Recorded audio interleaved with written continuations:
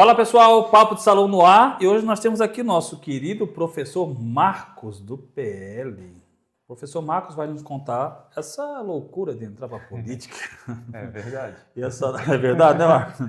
De virar vereador. Mas antes, não esqueçam, compartilhe essa entrevista, inscreva-se no canal, sigam a gente, né? Curtam, acione o sininho para receber notificações. Marcos, tudo bom? Tudo bem, Carlos? Como é que Tudo vai? certo? Tudo certo, meu Prazer amigo. estar aqui. Direto do norte da ilha. Ponta das Canas, Ponta final do das norte da ilha. É o show do Manassim. É. Marcos, vamos cortar o seu cabelo, Vamos. né? Mas antes de a gente começar a entrar na pauta da política, né, que é praxe, eu queria saber quem é o Marcos. O que o Marcos, que deu a louca no Marcos um dia acordar assim, eu vou virar vereador. Por quê? Fique à vontade nos contando enquanto eu corto seu cabelo. Então, tá bom. Primeiramente, boa noite, né? Boa noite a todos que estão nos assistindo. Eu sou de Ponta das Canas mesmo, nativo aqui de Florianópolis. Meus avós, eles eram pescadores lá envolvidos com a safra da tainha, que é muito popular aqui na cidade, né? E eu sempre fui, porque eu tenho uma doença rara, a osteocondromatose, que foi diagnosticado com 2 anos de idade. E por isso eu sempre fui uma criança e um adolescente muito quieto. Então, se lá naquele tempo me falassem que eu iria entrar para a política, me candidatar a vereador ou até mesmo a síndico do prédio que seja, eu ia achar que seria uma loucura muito grande. Porque eu não falava nada, eu tinha vergonha, medo até mesmo de falar. Porque pela osteocondromatose, que é uma doença rara, eu me achava inferior às outras pessoas. Eu achava que os outros eram bons, eu era ruim, que eu não era normal, que eu não era igual aos outros e assim por diante. E até que eu tinha ali uns 17, 18 anos de idade, mais ou menos, eu fui fazer um retiro na Igreja Católica chamado Metanoia. E nesse retiro, até o diácono Lúcio, ele, não sei se Metanoia? ele está... Metanoia, mudança de vida. Mudança de vida. Isso. O diácono Lúcio, eu acho que ele está até assistindo, ele me convidou. Relutei muito para ir, porque eu tinha realmente um bloqueio dentro de mim para estar no meio do público, para estar falando, para estar rodeado de pessoas. E também eu não acreditava muito na época em Deus, né? Não acreditava naquilo que a Bíblia falava, não ia à igreja por vontade própria, quando ia obrigado, e assim por diante. Mas fiz este retiro. Lá neste retiro, fui tocado por Deus e a minha vida ela mudou a partir dali completamente. Comecei a participar da igreja por vontade própria, até então nunca imaginei ainda entrar na política, mas fui me envolvendo na vida na igreja, fui participando de grupo de jovens, me tornei coordenador de grupo de jovens lá em Ponta das Canas, grupo de jovens chamado Restauração na época, que foi fundado, talvez aqui quem está nos ouvindo vai lembrar, pelo Padre Bianchini. O Padre Bianchini ele era muito conhecido aqui na nossa cidade, Monsenhor Bianchini. Ele fundou este Monsenhor grupo, Bianchini. Monsenhor Bianchini. Ele também trouxe o Emaús aqui para Florianópolis. E Monsenhor Bianchini, junto com alguns jovens, lá em 1982, fundou este grupo de jovens lá em Ponta das Canas. Sim. E me tornei coordenador, me tornei pregador da palavra, onde antes eu não falava nada, mas comecei a pregar, a ser convidado para ir em grupos de oração em outras comunidades aqui de Florianópolis, né? Vim no Campeche, já na igreja que tem aqui, na Igreja Matriz. Chegou a virar diácono? Não, diácono não. Não? Meu primo, que é o Lúcio, ele é diácono. E me tornei pregador, preguei, fui convidado a pregar em diversos grupos aqui da cidade.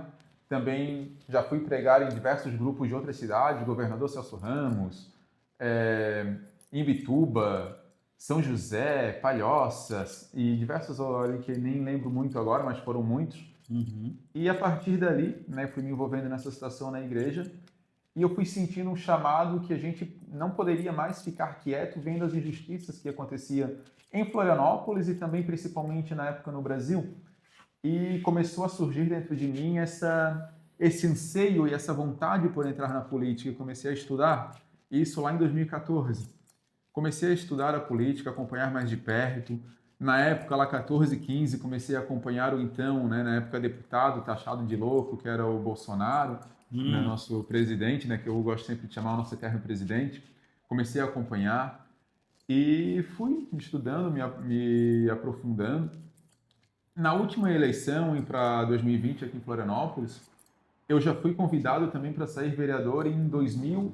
2019 para sair vereadora em 2020, mas o partido a qual me convidou não batia com os meus valores, meus princípios, na época era o PSDB, não batia com os meus valores, com os meus princípios.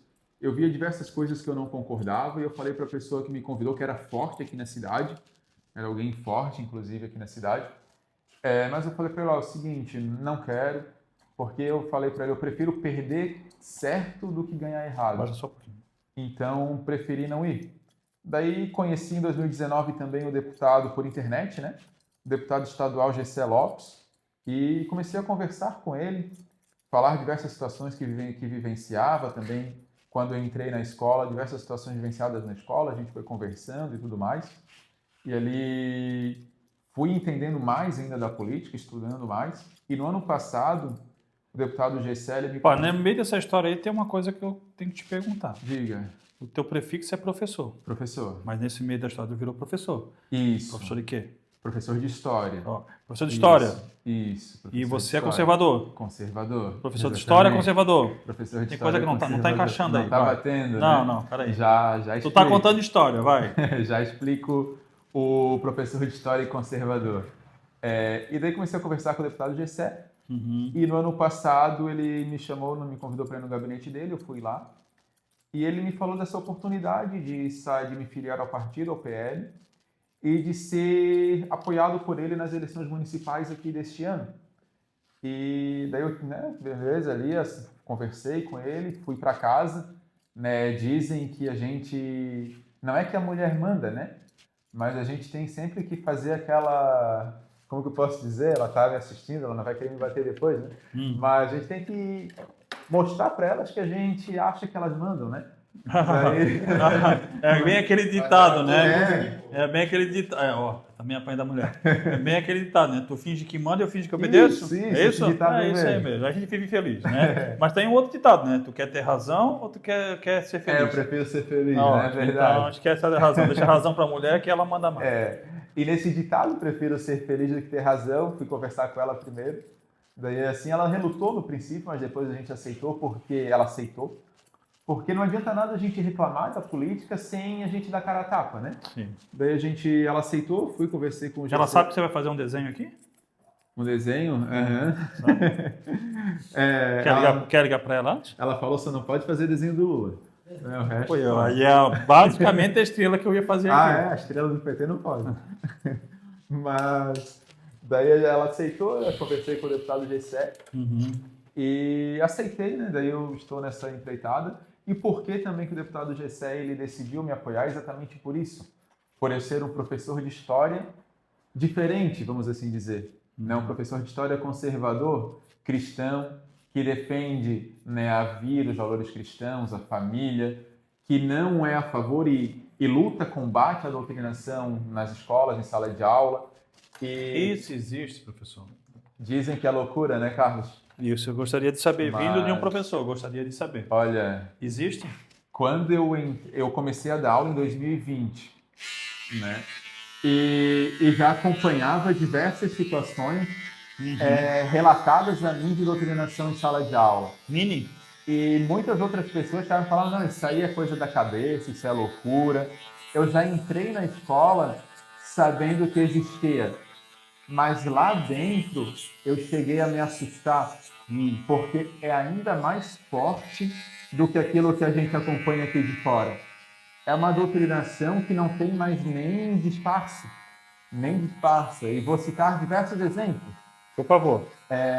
Um exemplo que muitas vezes ninguém nem percebe, que é a doutrinação que existe já, normalizado por uma lei, inclusive, estadual e municipal, que já vem de anos, não é de hoje, mas de anos de outras gestões já, que é o nome social.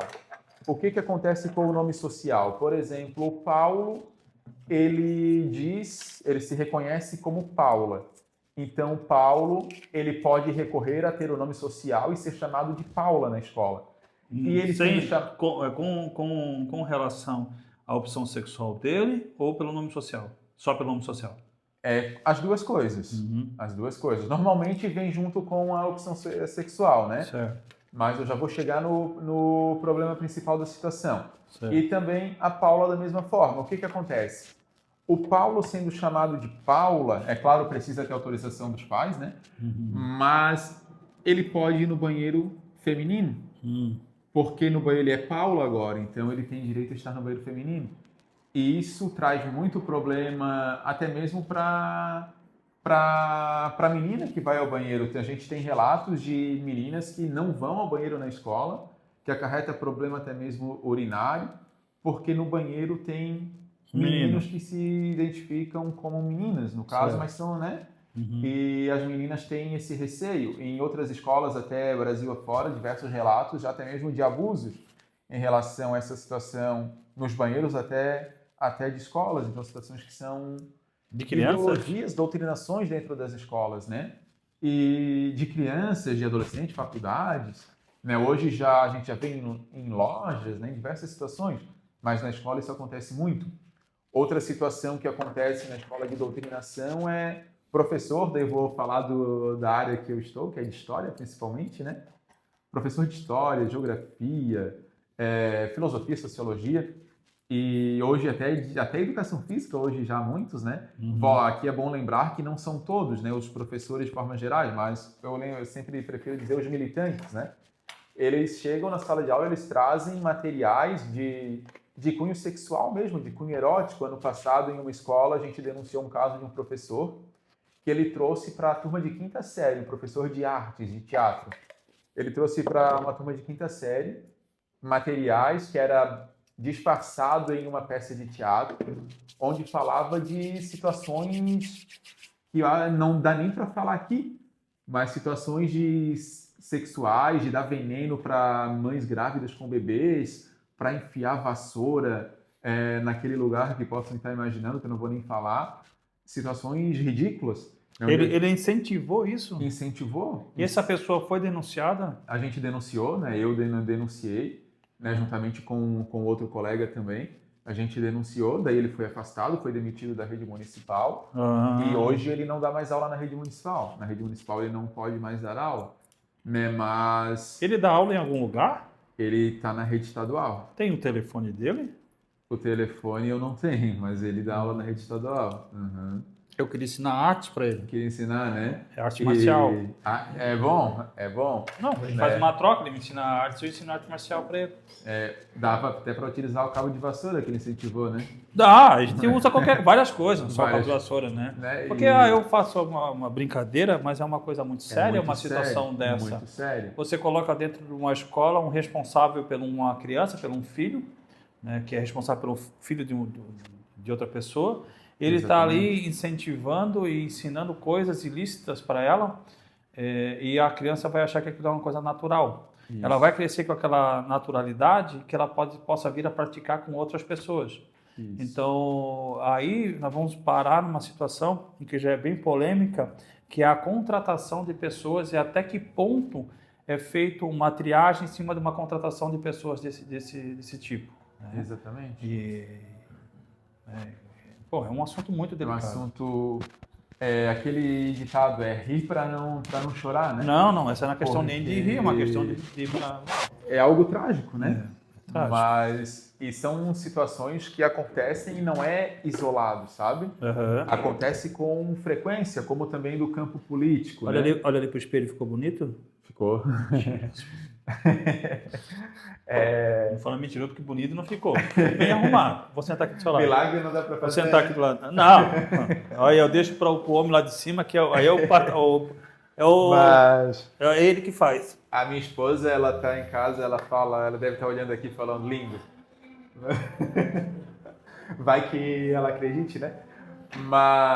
E acontece com frequência, muita frequência, assim, sala de aula, diversas situações. Outro caso, no mês passado também, que a gente denunciou na escola também, lá no norte da ilha, professor assediando alunas, assediando de forma com palavras, mensagens na rede social, assediando, até mesmo passando a mão, entende? E acontece, e não é em uma escola isolada, são em várias escolas, tanto na rede municipal como na rede estadual.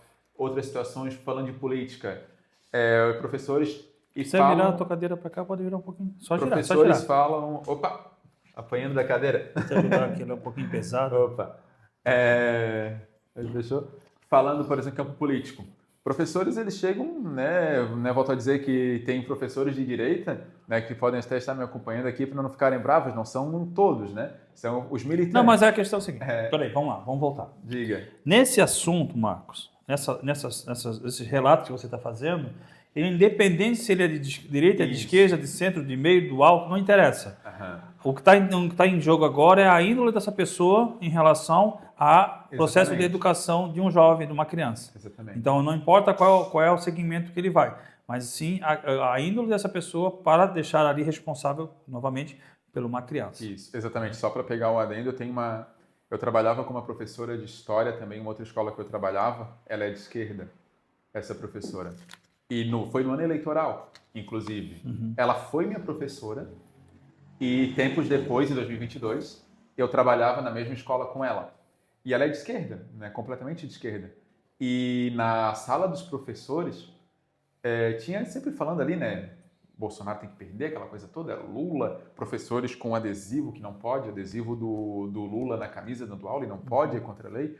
Mas quando ia chegar na conversa na sala dos professores, perguntando quando ela via que os outros professores iriam me colocar na fogueira, ela me safava, vamos assim dizer. Ela mudava o foco exatamente porque para não me colocar na fogueira. Né? Então, exatamente é isso. Né? Não é o ser direita ou esquerda, mas é o fazer o correto. Né? E esse exemplo é o que eu sempre falo. É de esquerda, pensa totalmente diferente do que eu, mas ela tem o meu respeito, porque em sala de aula eu fui aluno dela. Ela não faz nada daquilo, ela não fala, né, que o Lula é o cara, ela não fala que o Bolsonaro não vale nada, ela dá aula. Né? Pelo menos eu nunca vi ela falando algo a opinião política dela, religiosa, ou seja lá o que for, é dela sem estar interferindo na opinião das outras pessoas. Exatamente. Isso é o correto. Isso é o correto. Como eu sou professor conservador de direita, mas em sala de aula eu não doutrino também de acordo com a minha ideologia política partidária.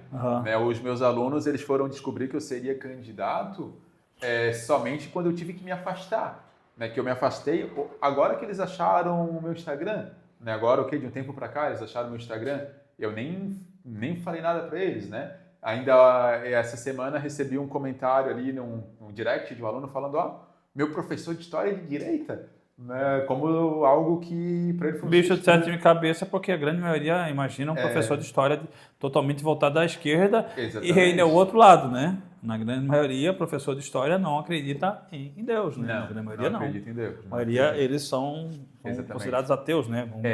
Professores de história, um beijo para vocês, tá? Não falando mal de ninguém. E tem aquela, muito hoje forte, é o Estado laico, né? Falo muito do Estado laico, só que o Estado laico também na escola é laico para um lado. É laico para falar de Deus, agora para falar mal de Deus não é. Daí pode. E situações que acontecem, né, voltando à pergunta ali se isso existe ou não, né, daí muitos professores em sala de aula, como vão com adesivo em eleição do Lula, falam de fato que o Lula é o cara, né, que o Bolsonaro representa o nazismo e o fascismo nos dias atuais, que o Lula é um herói libertário, que o Che Guevara é um herói libertário de um povo sofrido, e diversas outras situações, né, como a mais polêmico também, vamos citar assim, o próprio Zumbi dos Palmares, que até tem um feriado no Brasil em homenagem a ele, é tratado como herói, né, o que a gente sabe na verdade dos fatos, não, ele tinha escravos, ele fazia diversas situações, matava, estupava, ele era tratado como rei dentro do quilombo. A meu Maquei também acredita que o Dom Pedro I foi na margem do Rio Piranga como um cavalo, sentado num cavalo com uma espada para cima, né? Exatamente. Acredita em um monte de coisa, né? Exatamente. E o próprio Dom Pedro I também, ele é taxado pela... Pra quem acredita que o Palmeiras é campeão mundial também, né? Quem acredita que o São Paulo não é o maior do mundo também não está muito certo. Vamos entrar nesses detalhes. O Avaí é o segundo. Quer encerrar a entrevista? Não, né? Brincadeira. Vai que tem torcedor do Figueirense assistindo, né? Eu não conheço nenhum, vamos lá. Mas então, o próprio Dom Pedro I, muito é falado dele como alguém somente o lado ruim, alguém que traía a esposa, alguém que era cachaceiro. Só que, na verdade, dos fatos, Dom Pedro I, ele raramente bebia, ele não era alcoólatra. Né? Claro, ele traía a esposa, sim, não podemos esconder os fatos também, né? Mas a gente não pode também esconder os lados bons que ele fez, né? E por que que na escola não é contado muito o lado bom de Dom Pedro I? E também já coloca o Dom Pedro II na situação. Dom Pedro II, em 1889, que foi a proclamação da República, Dom Pedro II é muito falado na escola que ele fugiu do Brasil, que ele abandonou o povo, que ele fugiu, que ele não tinha um apoio popular, que o povo queria pegar ele e tal. Não é verdade. Dom Pedro II ele tinha um apoio popular. Ele saía na rua, o povo gritava, viva Sua Majestade, viva o Imperador, e assim por diante. E por que mandaram ele para o exílio lá na França? Porque eles ali, né, os republicanos, vamos assim dizer, eles temiam que o povo fosse a tirar Dom Pedro II e a família imperial da prisão e colocasse eles de volta no poder. O que eles fizeram? Na madrugada mesmo, colocaram Dom Pedro no navio e mandaram para a França. Para dizer o quê? Dom Pedro abandonou vocês. Né? Dom Pedro abandonou vocês. Sim. E não tinham... Dom Pedro não está mais, vão fazer o quê? Daí foi a República, que foi iniciada já através de uma mentira. Né? Não foi o Marechal? Foi Marechal, né? Mas Marechal, ele era contra a República. Ele dizia uma frase para ver como que é a contradição da história. Mas não foi o Marechal que proclamou a República. Não, ele foi um grupo, na verdade, né? Ali Marechal ele foi a peça usada para dar essa validade. Para dizer que ele foi o proclamador da República. Para dar essa validade. Marechal ele falava, antes dessa situação da proclamação da República, ele dizia que se a República um dia fosse proclamada no Brasil, seria uma grande desgraça. Frase de Marechal Deodoro da Fonseca. Né? E ele foi a peça utilizada ali para dar validade a essa proclamação. Por quê? Quem foi o último presidente do Brasil? O último presidente militar do Brasil? O último presidente militar do Brasil foi Floriano Peixoto. Peixoto. Qual foi a frase que o Floriano Peixoto deu? Não, perdão. Que foi o último presidente militar que falou na questão da aceitação do PT como partido. Tá. Fala da militar agora, depois ali Isso. da parte ali da ditadura, né? Ali que fala, pode só repetir? Entregar e transformar o PT num partido político.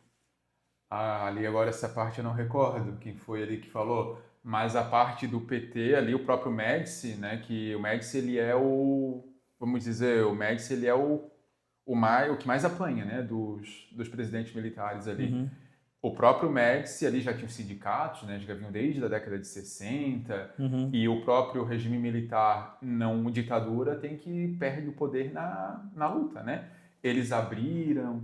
E por que eles demoraram? O Médici batia muito nessa tecla. Não sei se é do Mega, que eu não recordo, não sei se é Médici que está falando. Claro. E ele batia muito nessa tecla de que se a gente abrir, né, que não era, eles não falavam muito como PT na época, não, né? Esse partido. Se transformava esse segmento em partido, assim que eles entrarem no poder, nunca mais será tirado.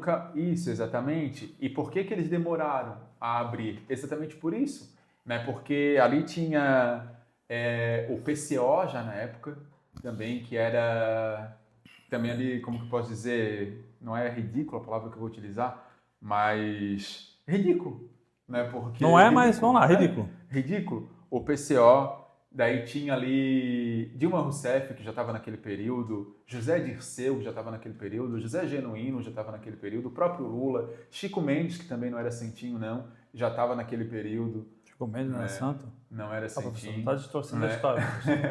E diversas outras situações. E daí eu pergunto, né? A mesma situação, vou fazer uma pergunta agora.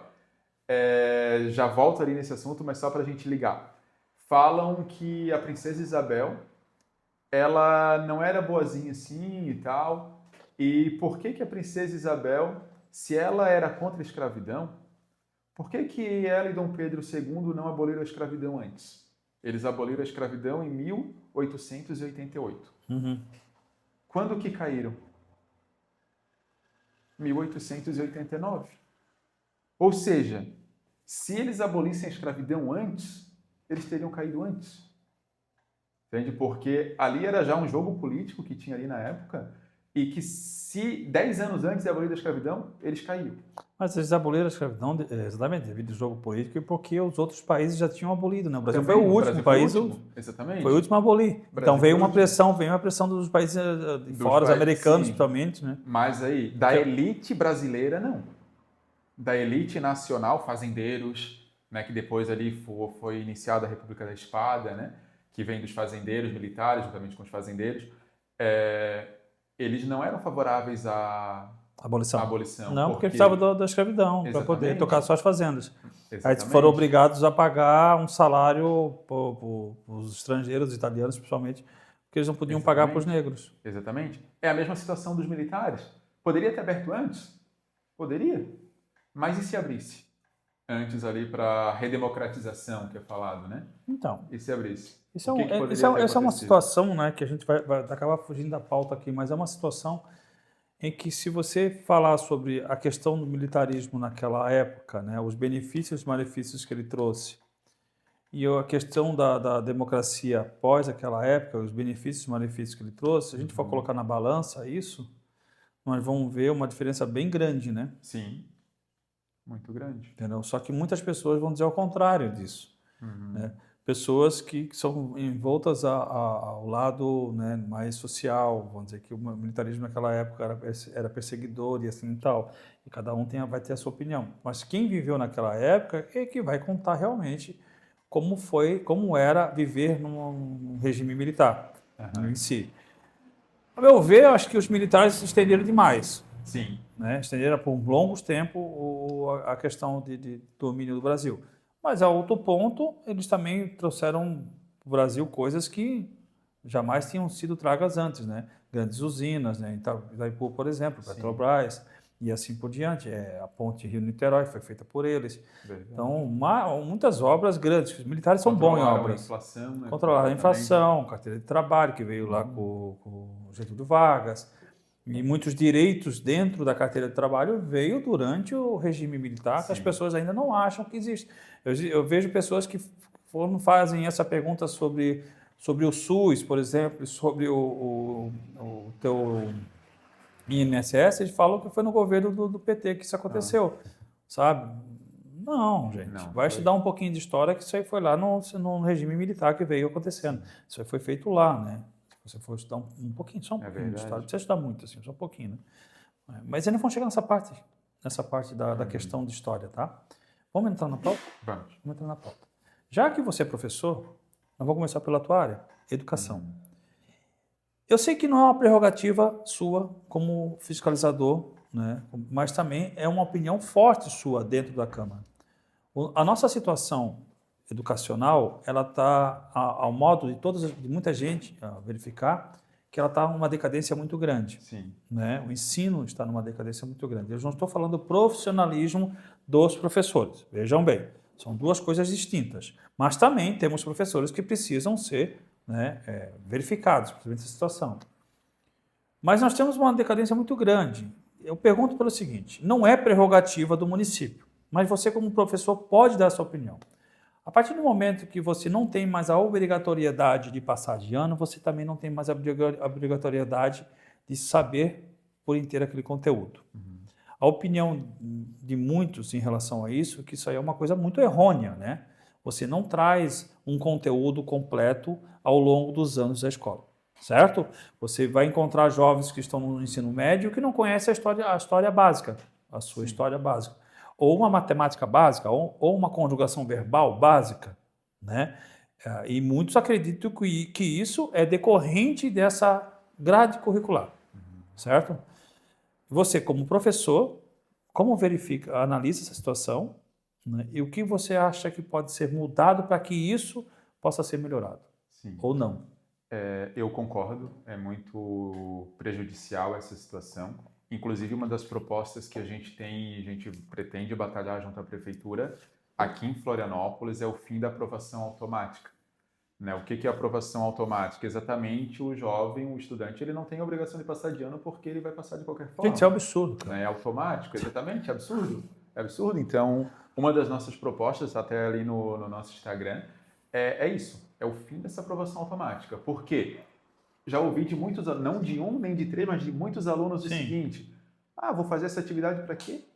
Se eu vou passar de ano? Exato. Daí é algo que vai facilitar, vai ajudar o jovem. Não, é aquele assistencialismo que é um assistencialismo tolo, na verdade.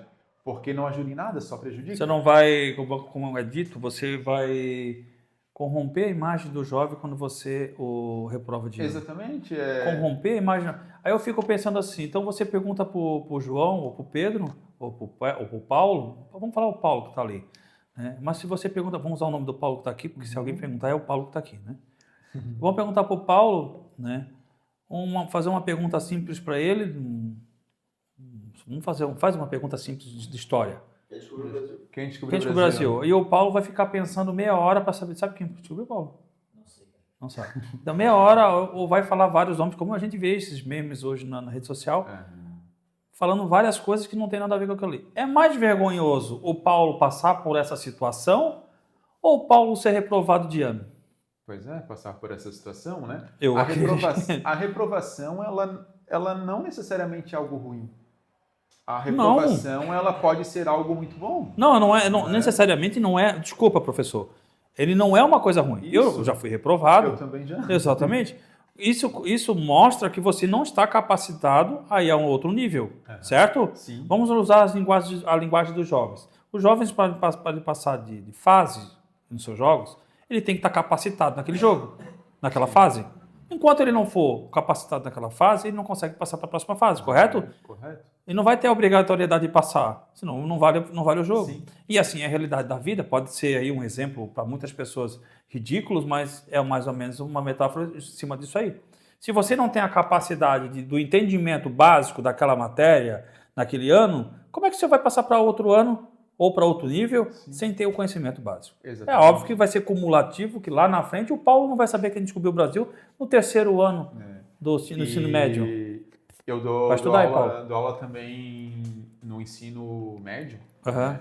E é nítido. A gente já sabe, esse aluno vem do ensino municipal, porque não sabe nada.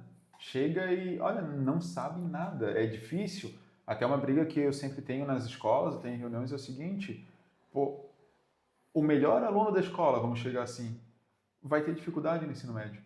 Porque por essa situação da aprovação automática, acaba que o ensino ele vai tendo que ser nivelado por baixo, porque precisa acompanhar aqueles que não querem nada. É claro, tem aqueles que querem, tem dificuldade também, mas tem aqueles que não querem nada, exatamente por isso eu vou passar mesmo. Entendeu? E isso é algo que não é nem um pouquinho bom para Só preciso frequentar a escola que eu não rodo de ano. Só para falta. Exato. Só, aquela situação de 75% ali tem que cumprir e pode tirar 0 em tudo e vai passar. Né? Então, na minha visão, isso é algo totalmente errado.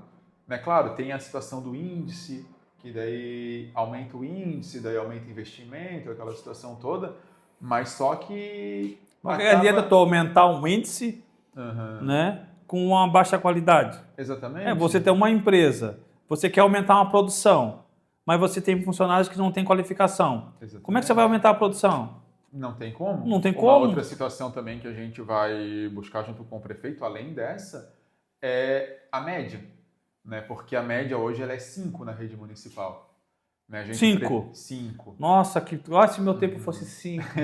Mas se tu não tirasse 7 cravado, tu não passava. É verdade. Pode tirar 6.999 mais um 9, que tu não passa. Exatamente. É 5 hoje. Aí a professora olhava para ti e dizia, vai estudar. Pô, professora, mais 1 milésimo, vai estudar. É verdade. E o que a gente pretende, além do fim da aprovação automática, é mudar a média pelo menos para 6, para acompanhar no mínimo a rede estadual. A rede estadual é 6.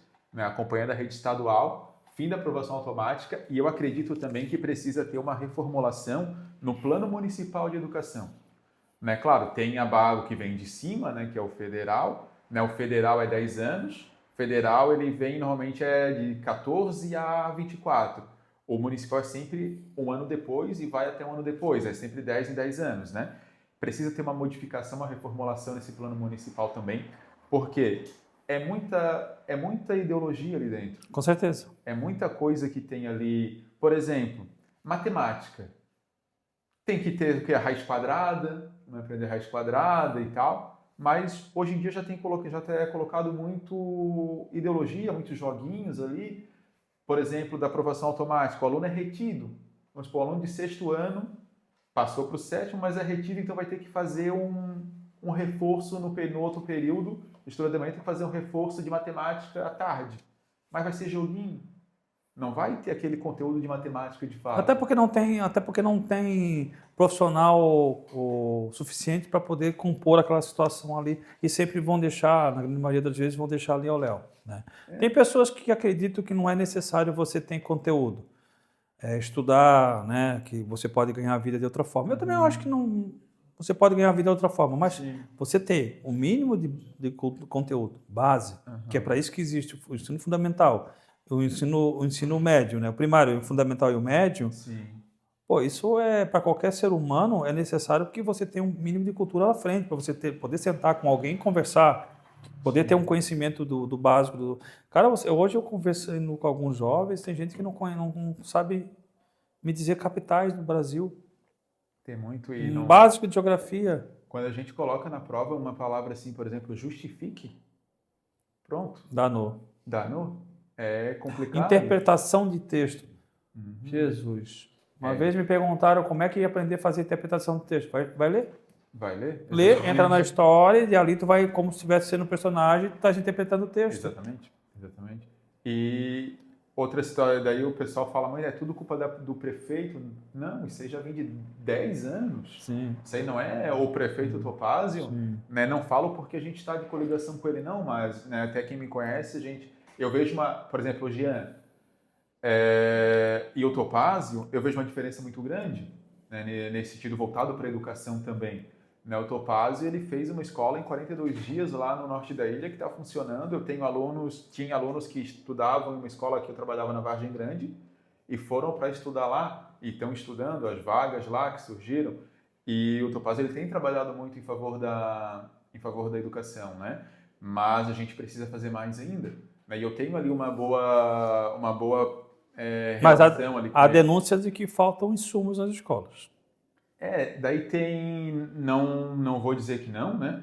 Não vou dizer que não, mas também tem aqueles casos que parte também da gestão.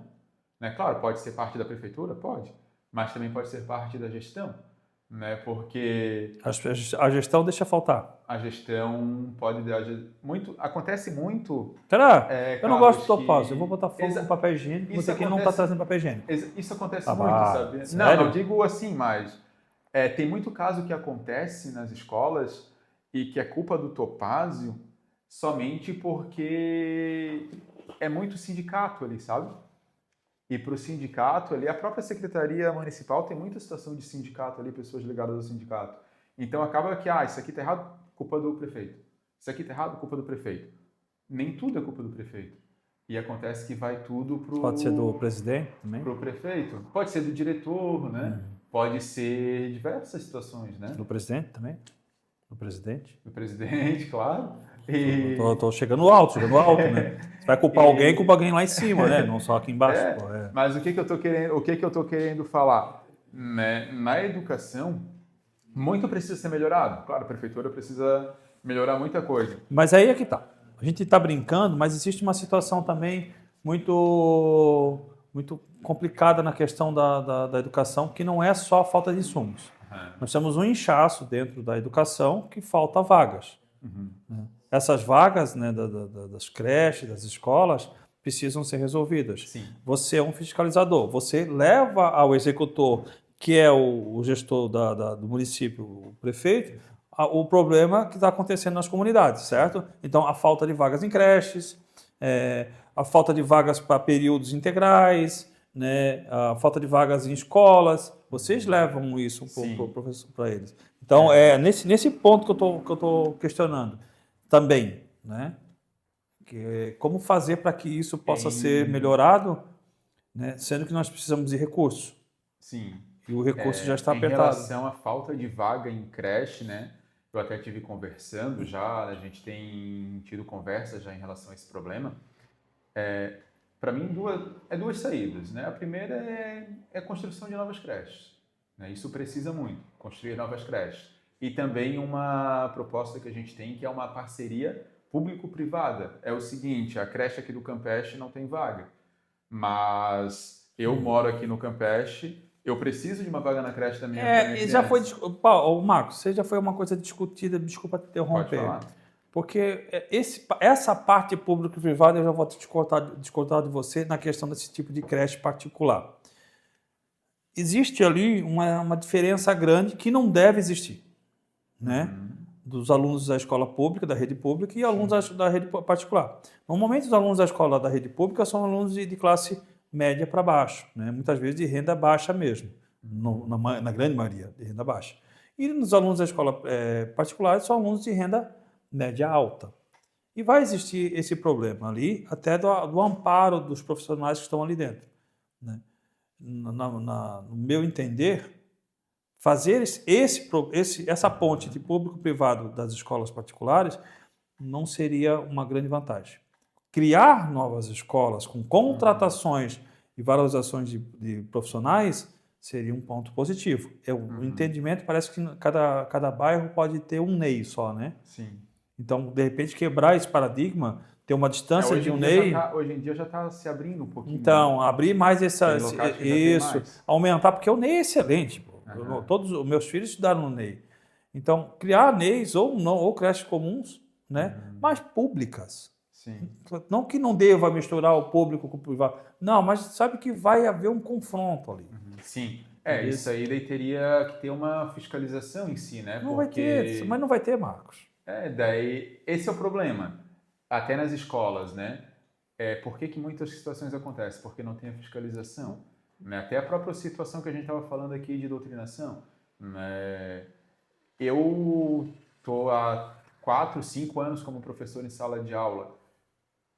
Não vi ter essa fiscalização em nenhuma das escolas que eu trabalhei. O que acontece é ouvidoria, né? Por exemplo, um pai faz uma denúncia para a ouvidoria.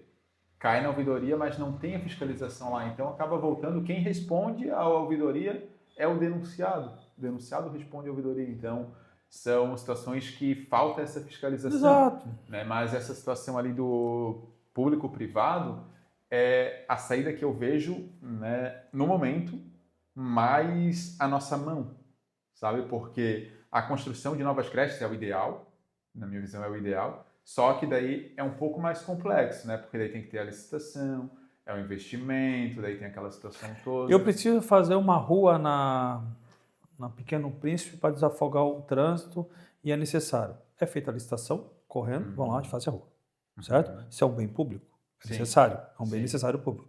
Creche é um bem necessário público. Sim. Então tem que ser batido.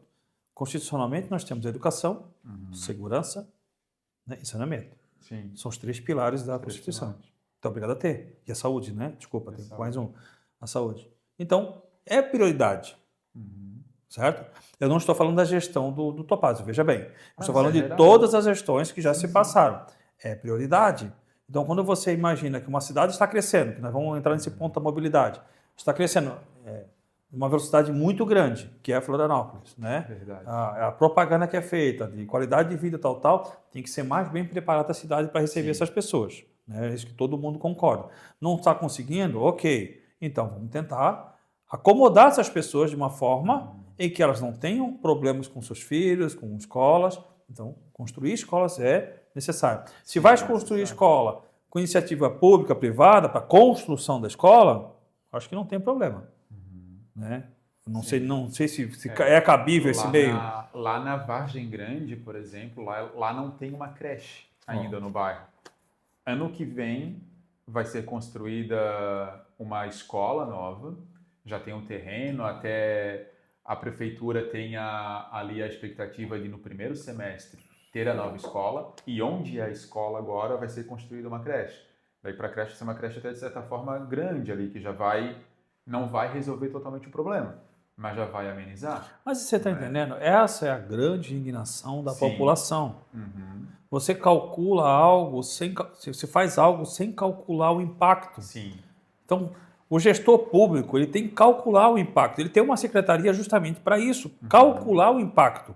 E os fiscalizadores, os vereadores estão ali justamente para isso, para fazer essa verificação.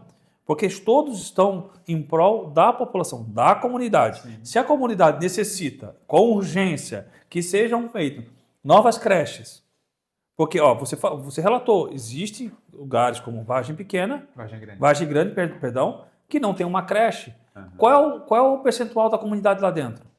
Não é pequeno. É grande. E cresce, está crescendo muito. Exatamente. Então, por que não foi suprida essa necessidade? Por que deixou-se crescer esse ambiente todo para causar esse problema todo que nós temos ali? Problemas de saneamento, problemas de mobilidade e o problema da educação, para depois tentar resolver. Exatamente. Isso é a indignação da comunidade. Falta, na verdade, ali, isso é de muitos anos, né? Não é isso. Não estou falando. Por isso que eu estou falando que não é. Não, mas vamos falar de Florianópolis. Peraí.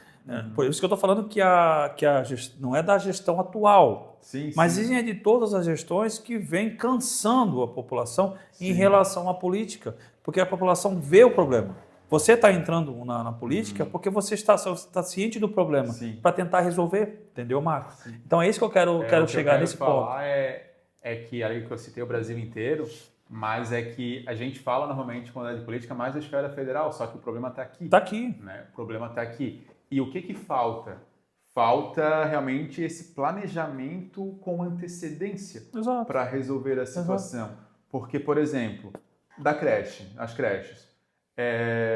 Lá em Ponta das Canas, que é onde eu moro, tem uma escola nova agora e a creche já está pequena também, né, assim, para a comunidade. E o prédio da nova escola ali poderia ser uma creche também ali, né? Só que ela vai ser um novo centro de saúde, né? Um novo centro de saúde, onde o centro de saúde que tem ali, para a comunidade tá bom aquele tamanho ali, no momento. Só que daí o que acontece? Foi uma briga há muito tempo para que fosse lá um centro de saúde novo, grande, e assim por diante. Né? Ou seja, daí eu te pergunto, daí eu te falo. Não teve esse estudo com antecedência para saber se de lá impacto. Realmente esse é o problema, não tem o cálculo do impacto, entendeu? Exatamente. As pessoas, os gestores vão fazendo por obrigações, sem fazer o cálculo do impacto. É inadmissível você ter uma comunidade com tamanho, vamos botar ali 1.000 e poucas pessoas numa comunidade, aqui até mais que isso, né? Tem mais. Vamos botar 2.000 pessoas na comunidade da Vargem Grande. 5.000 pessoas, olha lá, o nosso universitário lá atrás. 5.000 pessoas, quem dá mais aí?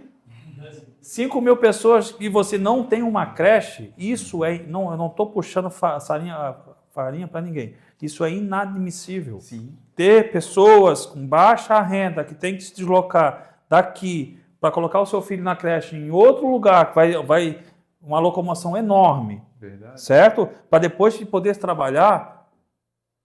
E essa pessoa paga imposto, essa pessoa reivindica e não é ouvida. É verdade. Então, isso é um problema sério.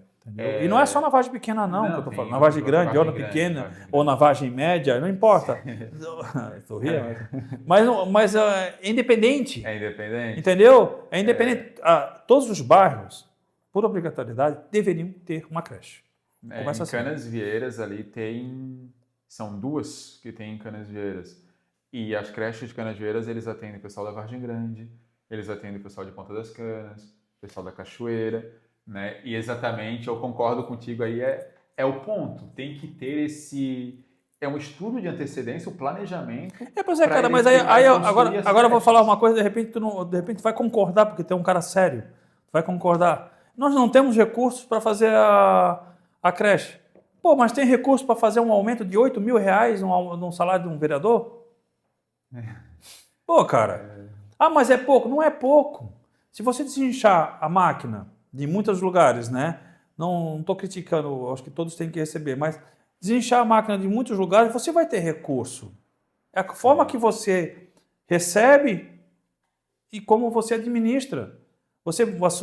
Sua esposa, quem dirige o dinheiro na sua casa? Sua esposa, provavelmente, né? Melhor? Diz ela que é ela. Né? Com certeza, tem que ser ela. Mas se vocês dois não estão cientes dos gastos de vocês, do que vocês recebem ao todo, e eu não estou ciente, e vocês começam a gastar mais, isso é uma matemática básica, né? Vocês vão ficar com dívida. Isso é uma gestão de claro que é muito mais complexo que isso. É mais complexo, mas exatamente. Se você dá muito para cá, nada para cá, fica complicado, entendeu? A educação, ela precisa ser, daí eu falo já em construção de creche, de escola, o próprio sistema de ensino, ela precisa, aqui na nossa cidade, né, de fato, ser referência, ter esse tratamento de referência, Exato. né, tanto de investimento, cuidado, fiscalização, em todo sentido, porque Florianópolis, a educação aqui, ela, comparado com outros locais, ainda é muito boa, tem uma facilidade muito grande, né? Os professores aqui da rede municipal têm formação mensal, né? De história, geografia, tem formação mensal. Só que daí já o que acontece? Tem formações de história, né? Que é passeio de barco, entendeu? Só porque vai passar em locais onde tem como os fortes, e tudo isso é investimento, né?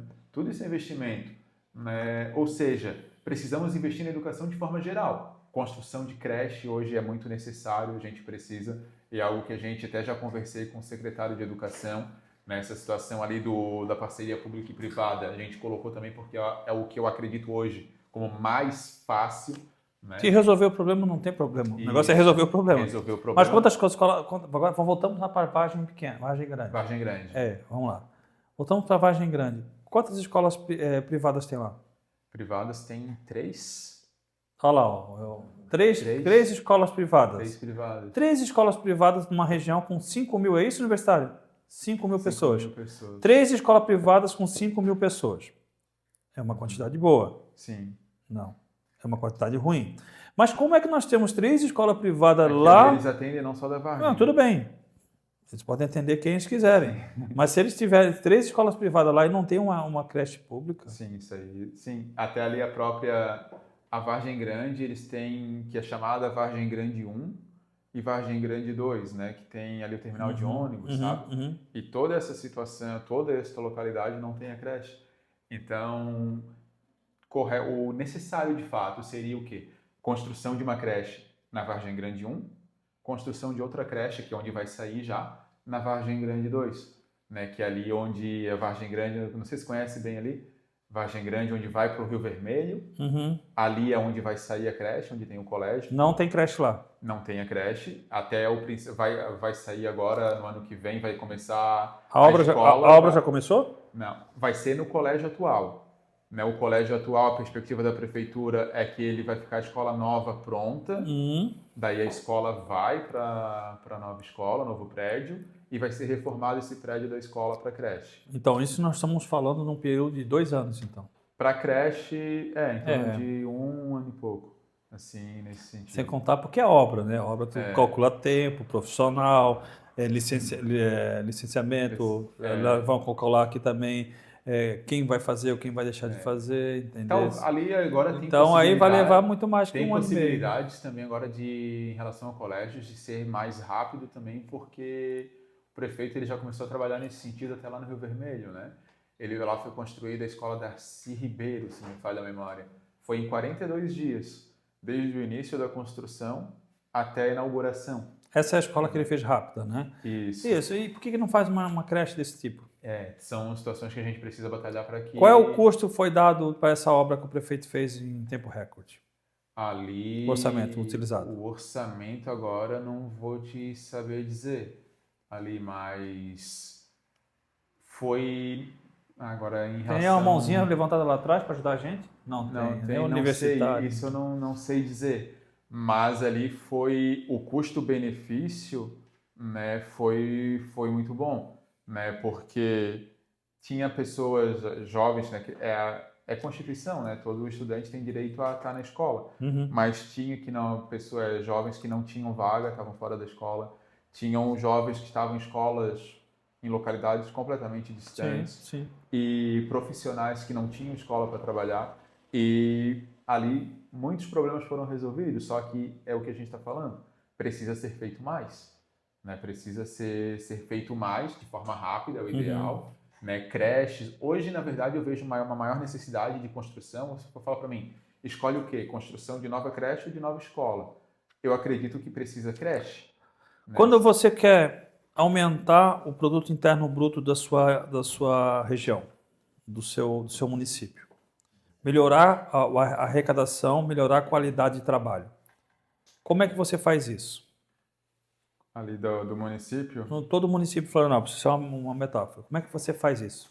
Você faz isso tendo mão de obras qualificadas, Exatamente. pessoas com qualificação. Para ter pessoas com qualificação, né, você precisa ter uma boa escola. Uma boa escola. Então, tudo é uma coisa, uma que leva a outra. Se você não tem uma boa escola, então você não vai ter, não que você não vai ter mão de obras qualificadas, mas vai ter menos mão de obras qualificadas. Então, isso já traz prejuízo. E um todo, né? Tanto a estrutura, né, física ali, de escolas, como hoje e agora tem muita escola do futuro, né? Sim. Que é a estrutura, a escola que tem condições ali para trabalhar. Não tem muita escola do futuro, né? Deveria ter bem mais, né? Deveria ter mais. Assim, a própria escola do futuro, ela precisa funcionar ainda melhor também, né? Porque tem muitos, assim, como que eu posso dizer? Tem muitos projetos, esporte, por exemplo, né? Não tem esportes em todas as escolas, então a gente precisa... Mas nós vamos chegar lá, calma. Vamos só na então educação tá. ainda. Mas a própria escola do futuro precisa... Cara apressadinho, né? precisa melhorar mais também, né? Porque não é somente levar o nome escola do futuro que, pô, tá top. Também não é isso. Né? Tem uma escola do futuro que anos atrás, há uns 3 anos atrás, lá do Ratones, ela foi inaugurada, propaganda maravilhosa, mas a internet da escola nem funcionava ainda. Não tinha nem equipamentos direito ainda. Então, tá, é propaganda ou é do futuro para funcionar de fato? No futuro? No futuro agora. A escola é do futuro, vai lá no futuro funcionar. Já está antecipando, quer botar no passado, no presente? Mas tu também não ajuda. Tá, vamos resumir aqui, porque senão a gente fica aqui até a meia-noite. O que o Paulo... O que o Marcos, Paulo tá lá, ó. Paulo tá lá atrás. Fica falando mal da gente lá. 17 milhões na escola modular, para 1.200 alunos. Foi 17 milhões? A escola modular? Modular, 42 dias. Não é um custo alto, cara. Não. Não é um custo alto. Então, pode-se arrecadar para fazer várias essa aí. E buscar a iniciativa privada para que possa suprir Sim. a necessidade de quem necessita. Oi? E era totalmente equipado. Totalmente equipado. Totalmente Foi uma equipado. escola modelo. Parabéns para o prefeito Topázio que agiu dessa forma. E tá funcionando. Mas que haja hoje. mais essa forma, entendeu? Essa é a nossa indignação Sim. aqui. Hoje eu estou indignado. Marcos, o que o Marcos vai fazer? Qual será a atitude de Marcos? Em relação à educação, primeiro. Pô, vamos lá. Então, né, o que eu já tenho conversado, né, muito com o prefeito, com o secretário. Né, eu tenho buscado muito em relação a criações de creche, essa situação do público-privado. A gente pretende, na educação, reformular o Plano Municipal de Educação, que ele é de 10 anos, ele vai ser de 2025 até 2035. A gente pretende reformular. O prefeito ele fez um vídeo, acho que foi ontem, que é algo que a gente pretende, realmente vou conversar com ele para de fato colocar nas escolas, que é o empreendedorismo, ensino de matemática financeira também, que é algo que é muito importante, porque a gente tem muitos casos de jovens, principalmente agora com a situação do virtual, né? De programação, aquela coisa, o pessoal também fala, vou estudar para quê? Eu quero ser youtuber, eu quero ser tantas coisas que o jovem fala. Sim. Né? Só tendo essa situação do empreendedorismo, estudando isso, eles podem, daqui a 20 anos, não saber nada do que eu falei de história. Mas eles vão se apegar no empreendedorismo porque é o que eles querem. É o que vai dar na cabeça deles o futuro para eles e, de fato, é o que vai acontecer para eles, porque nem todo mundo vai ser professor, nem todo mundo vai ser médico, nem todo mundo vai, né, ser advogado, que seja. Muitos vão, né, como aqui no caso do salão, vão ser empreendedores, né? O salão ou virtual. Ou Não, chega coisa. de salão, pelo amor de Deus. Jeito pra caramba. E pretendemos, de fato... Vamos ser professor de história que você vai ganhar muito mais. Ganha pra caramba. Pretendemos, de fato, que nas escolas tenham esse estudo. Sim. É uma disciplina do empreendedorismo, matemática financeira, para ensinar os jovens desde cedo a cuidar do seu próprio dinheiro. Porque precisa, né? O jovem muitas vezes tem R$50, acha, agora eu vou comprar tudo, né? Porque eu tô rico, né? E quando acaba aquilo, gasta mais do que o que tem. E aí frustra. E desde cedo frustra, dívidas, né? A gente vive em muitas comunidades carentes também, né? Que esse tipo de ensino pode até mesmo ajudar lá na casa, lá no lar, né? O pai, a mãe, o próprio... Tem jovens Tu acaba criando uma cultura, né? Uma Porque se cultura. você for olhar para países desenvolvidos, como vão lá, a gente sempre fala dele, mas é ele que está em pauta, os Estados Unidos. Já essa cultura nos Estados Unidos, essa interna, de você ter essa educação financeira de cedo. Para que quando ele chegue, porque na grande maioria dos americanos, eles são educados, criados para serem vencedores. Sim. Ah, mas isso é o capitalismo. Então, meu irmão, pega uma barraca, vai para a beira da verdade. lagoa do Peri e vai morar lá. Você entendeu? Se você não quer ter nada na vida. Então, você tem que ser educado ao capitalismo. E saber, como você está falando, matemática financeira, isso é excelente. Empreendedorismo é excelente. Para que ele tenha essa cultura e lá na frente ele saiba trabalhar com o YouTube, saiba trabalhar com aquilo que ele queira trabalhar. Mas com consciência, né? E tem estudantes já que eles já fazem até doce, sabe, para vender. Fazem doce, já levam até mesmo na escola para vender doce. Estudante. Estudante. Não é aquele brisadeiro lá? Eles levam. Aquilo é perigoso. Não, mas doce. Doce. E Doce é o quê? Bala, Aí tem aquele tal do doce de bala, né? Que, lá também, que é um doce mais forte, né?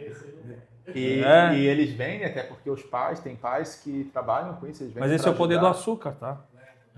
Cuidar com açúcar. Imagina tendo o ensino ali na escola do ensino financeiro, de empreendedorismo, que pode ainda, os que já vendem, o que pode ainda fazer crescer o negócio. Com certeza. Não é? Com certeza. Até assim, ó, uma visão de mercado hoje, para os jovens, a gente está sempre fugindo da pauta, né? A visão de mercado hoje para os jovens, a gente tem muita falação sobre aquele do jovem hoje ser o jovem nem trabalha, nem estuda e não sabe o que quer da vida, né? Então, para que não aconteça essa visão, quando ele tem uma educação voltada a isso, ele já tem automaticamente a vontade de fazer alguma coisa. Sim. Então, ele já vai saber o que fazer. Exatamente. Ele já entra no mercado de trabalho lá atrás, lá cedo. Ele não espera para entrar no mercado de trabalho aquele jovem de 40 anos que mora com os pais ainda, aquele jovem de 30 e poucos anos que mora com os pais. Sim. Né, jovem. Então, mas, né? Verdade. É o que acontece muito hoje. Acontece muito. Exatamente. Ou jovens de 20 anos, de 18 anos, 22 anos, que ainda não sabe o que vão E criar, vão acontece fazer. muito assim, no ensino médio, quando eu dou aula para ensino médio, eu pergunto, terceiro ano, tá, já sabe o que vai fazer? Já sabe o que quer ser? Muitos não sabem, porque não tem, né, essa situação desde cedo. Não é? Né? Outra coisa que a gente também pretende colocar é o ensino ético e moral, também ali parte da escola, que tem o ensino religioso, né? Só não no município, né? Mas no estado tem o ensino religioso. Só que o ensino religioso ele é algo muito, não é religião de fato, ele é algo muito Amplo? amplo e, por exemplo, não ensina assim os valores morais, os valores éticos, sabe? Por exemplo, aqui, ó, isso aqui é teu, então isso aqui eu não posso pegar. Se eu pegar isso aqui eu vou estar te roubando, né? Não ensina. E acaba ensinando em muitas situações coisas até mesmo tem que falar ideológicas, né? O ensino religioso ele é muito ideológico, então o que a gente pretende também é colocar um ensino ético, um ensino moral, até mesmo jovem com jovem. Eu acho que um estudo que engloba toda a questão de religião, mas sim de cristã, seria interessante. Né? Para que você não foque numa religião. Sim. Né? Para que tenha as pessoas tenham livre arbítrio para escolher a sua religião, né? Não focar. Antigamente nós tínhamos essa educação, né? Sim. A educação religiosa antigamente era focada apenas no catolicismo, né? Isso é errôneo, isso não é legal.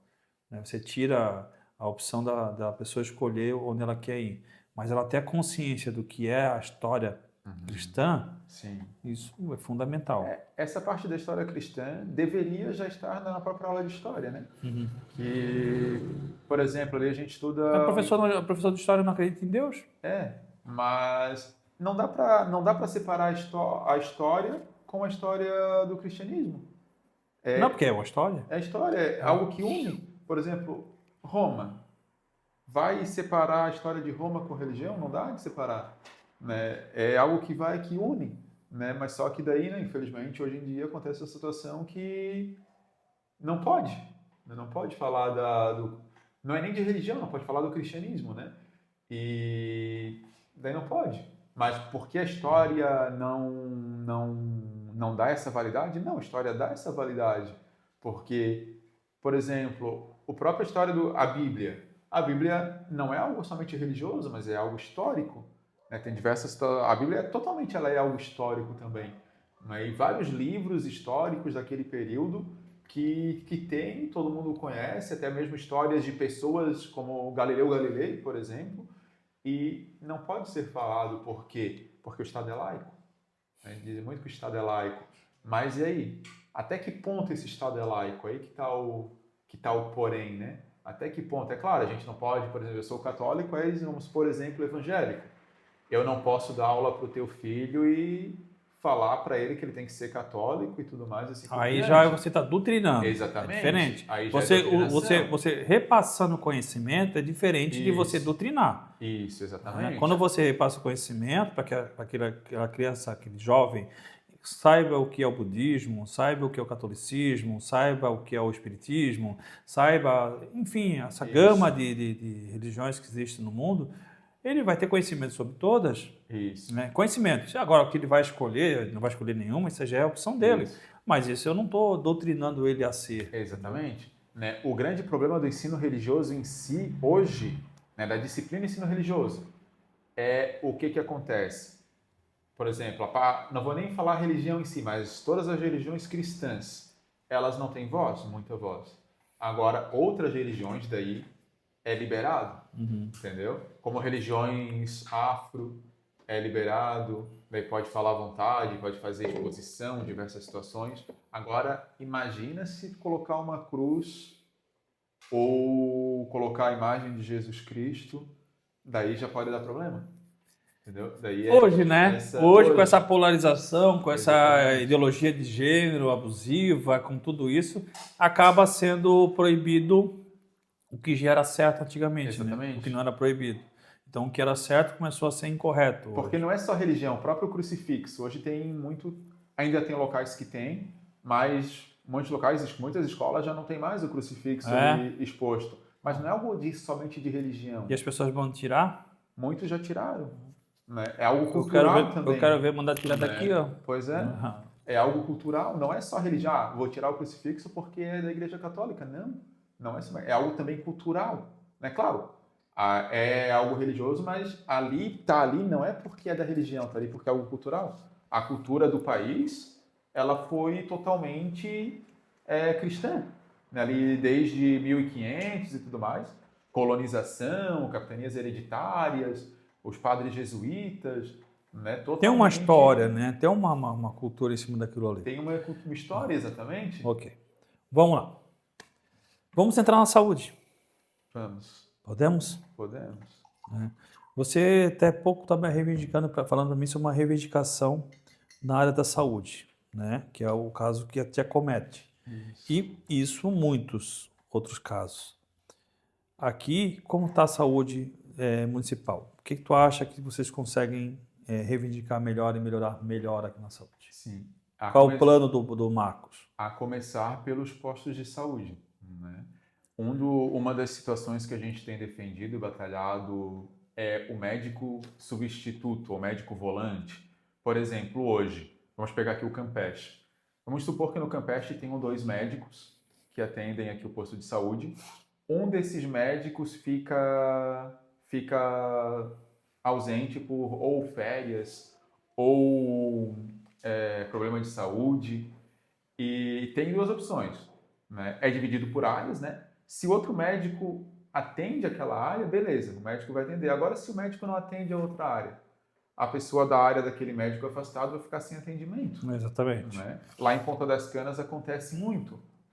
O médico se afasta, o outro médico acaba que não atende, até porque é grande, né, a localidade, há muitas pessoas também para ele atender, e a outra área fica sem atendimento. Né? O que precisa ser feito para resolver este problema aqui falando? O primeiro, contratação de médicos substitutos. E o que eu penso? Né? Uns 10 médicos, a princípio, substitutos, para ficarem onde? Nas UPAs, a princípio. Né? Ficarem nas UPAs. Hoje faltou um médico aqui no Campeche.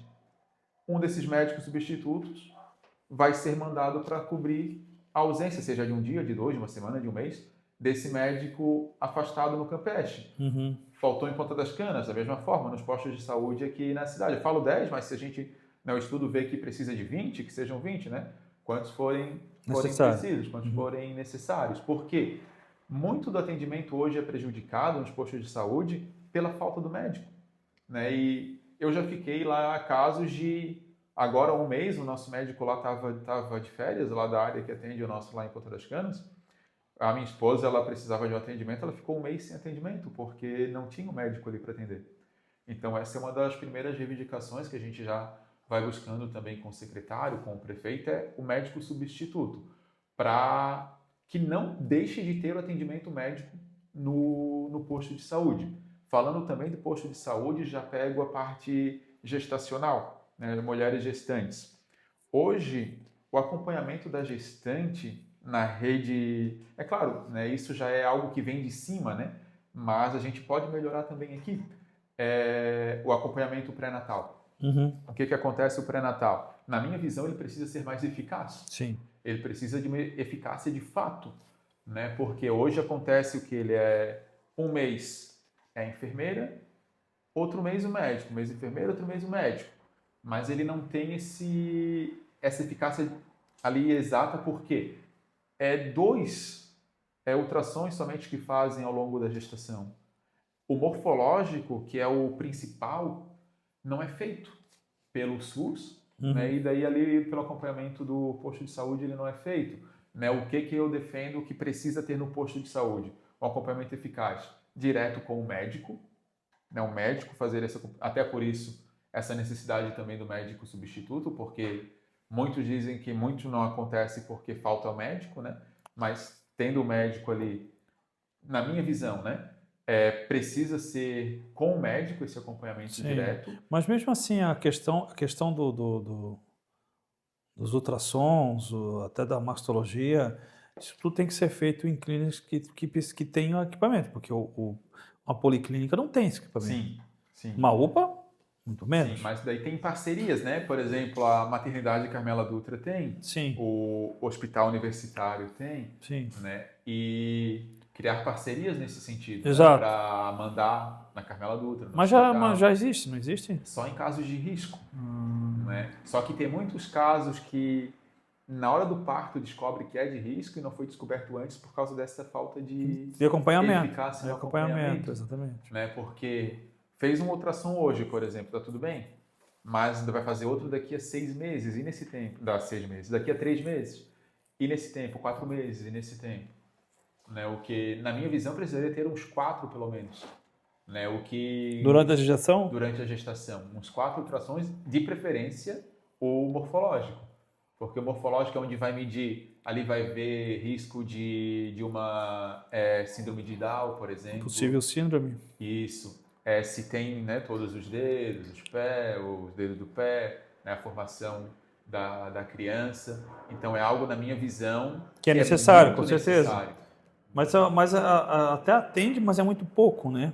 Sim. A maioria das vezes tem que ir para os convênios particulares. Particulares, né? Até sim. atende, mas é pouco. Mas a criação e o fechamento, como é que está funcionando e como é que você vê isso? A criação de novos postos e fechamento de postos que estão ditos sendo fechados, que é a UPA, por exemplo. A UPA Sul, né? Sei. A UPA Sul. Estou contando a fofoca que veio aqui. A UPA Sul. Né? Vou começar falando do multi-hospital ali que tem a UPA. Já vai chegar lá no grande. Isso, para voltar para cá. Tá. Né? Ali nessa nova UPA, né, falo ali porque eu já... antes de ontem eu estava ali. Né, com a minha menininha, que ela teve um problema, eu saí lá do norte da ilha para vir para cá, porque ali já faz o exame, né, de laboratorial, sangue, exame de infecção urinária, já faz tudo ali. E ali é muito rápido o atendimento, e o atendimento eficaz. Né? Então, é algo... Por que eu começo por ali? Porque tem motivo de muita crítica, né? Sim. Ali em relação à UPA ali, o hospital ali, o novo. Porém, é algo que, na minha visão, veio para melhorar de forma significativa a saúde, não somente do sul da ilha, mas de toda a cidade. Não à toa, já mais de uma vez eu saí lá do norte e vim ser atendido na UPA aqui. Né? Porque o atendimento, das vezes pelo menos que eu estive comigo, com as crianças, com a minha esposa também, isso que é novo ainda, a gente já veio algumas vezes, o atendimento bom, exames feitos, o resultado saiu ali em 1 hora, né, 1 hora e pouquinho, né, onde se eu fizesse lá na UPA Norte, lá, teria que mandar, daí demoraria mais, e já sai com o diagnóstico, né, o diagnóstico da doença, remédios, tudo mais, né, ou seja, algo que resolve realmente o problema, né? Pode não resolver um caso ou outro, é claro que pode, Sim. mas na grande maioria dos fatores veio para ajudar, veio para resolver os problemas, né? E em relação à UPA aqui do Rio Tavares, né, a princípio ela não vai sair dali, né? A princípio ela vai, isso ouvi do próprio prefeito, Sim. ela não vai sair, né? Daí tem várias situações que estão falando. Eu recebi mensagem de um amigo meu que ele é bombeiro e ele mandou uma mensagem: aqui estão falando que vai fechar a UPA ali e vai ser criado aqui um tipo de um albergue, algo assim para morador de rua e tal, né? O que não é verdade, né? E diversas situações que falam, né? E o que o prefeito nos falou em uma reunião interna, né? Não tinha câmera, não tinha nada interno. Ele falou para nós que não é pretensão que saia, né, a UPA dali. Caso algum dia, né, por estudos, veja essa necessidade que pode ser que saia porque a outra está suprindo tudo, se for para sair, vai ser criado ali nessa UPA algo que eu acho muito interessante, que é um centro de referência a pessoas com autismo, né? Que é algo que eu acho muito, muito interessante. Então é algo que pode ser não, é algo que de fato também seria algo bom, porque não tem aqui na nossa cidade. Como algo que eu também busco uma viabilidade de construir um centro de referência a tratamento com pessoas de doença rara, que é a doença que eu tenho também, que é uma doença rara, né? E diversas outras doenças raras que existem, né? Que não tem. Daí é um questionamento meu, que eu faço, né? Até se não concordares, pode falar. Visão minha. A UPA lá no antigo aeroporto funcionando perfeitamente. Lá ela suprindo totalmente a necessidade daqui, vamos supor. Não seria melhor, na UPA do Rio Tavares, essa instalação do Centro de Referência à Pessoa com Autismo? Ou um centro de referência ao tratamento de doença rara, por exemplo? Porque atenderia campos distintos. 2 UPAs, né? Não estou dizendo que deva sair, não é isso que eu estou falando, mas, ou hipoteticamente, caso um dia saia, 2 UPAs vão atender praticamente o Mas mesmo... aí, assim, ó, essa questão, eu não concordo, não discordo, eu acho que tem que ser estudado, sim, o impacto. Essa criação de um centro de acolhimento para crianças com espectro autista, ou pessoas com espectro autismo, é fantástica. Eu acho que isso aí não tem que ficar no talvez, mas sim na certeza, porque crianças e jovens que de baixíssima renda ou de baixa renda não têm esse acesso, né? O acesso hoje particular é caro, de 700 a 900 reais um custo, não tem esse acesso. Se for criado isso, eu acho super válido para a comunidade, até porque é central aqui no Rio Tavares, vai pegar o pessoal todo da região aqui da Armação, do Pantano do Sul, da Caiacanga, o pessoal aqui do Rio Tavares, o pessoal da Costeira, vai ter uma localidade para ter esse atendimento. Eu acho super válido, se isso vier à frente é sensacional, né? Mas, em contraponto, tem que se ver a logística para esse multi-hospital. Porque o multi-hospital, há relatos de que ele é um excelente hospital, é um excelente ponto de acolhimento a quem está necessitando. Mas a logística para lá é que está preocupando as pessoas. Porque aqui, por felicidade ou infelicidade, tem o estado do Avaí. Sim. Felicidades para os torcedores e infelicidades para aqueles que precisam se locomover no dia de jogo. Isso traz transtorno. Que isso deveria ser já esse cálculo de impacto já deveria ter feito ali atrás, entendeu? Então, quando você está com uma enfermidade, necessita de uma urgência, e você, o mais próximo seria aqui um outro hospital, e está um jogo do Avaí, como é que você faz? Ah, mas a polícia vai te dar prioridade para passar, mas mesmo assim a logística se torna ruim. Sim. Então, eu acho que esbarra nesse ponto, né? Sensacional o ponto de criação de um novo centro de acolhimento, até por doenças raras, como você falou. Pode ser os dois, né? Pode ser os dois também, sim. Porque tem espaço, Tem até para espaço. construir atrás.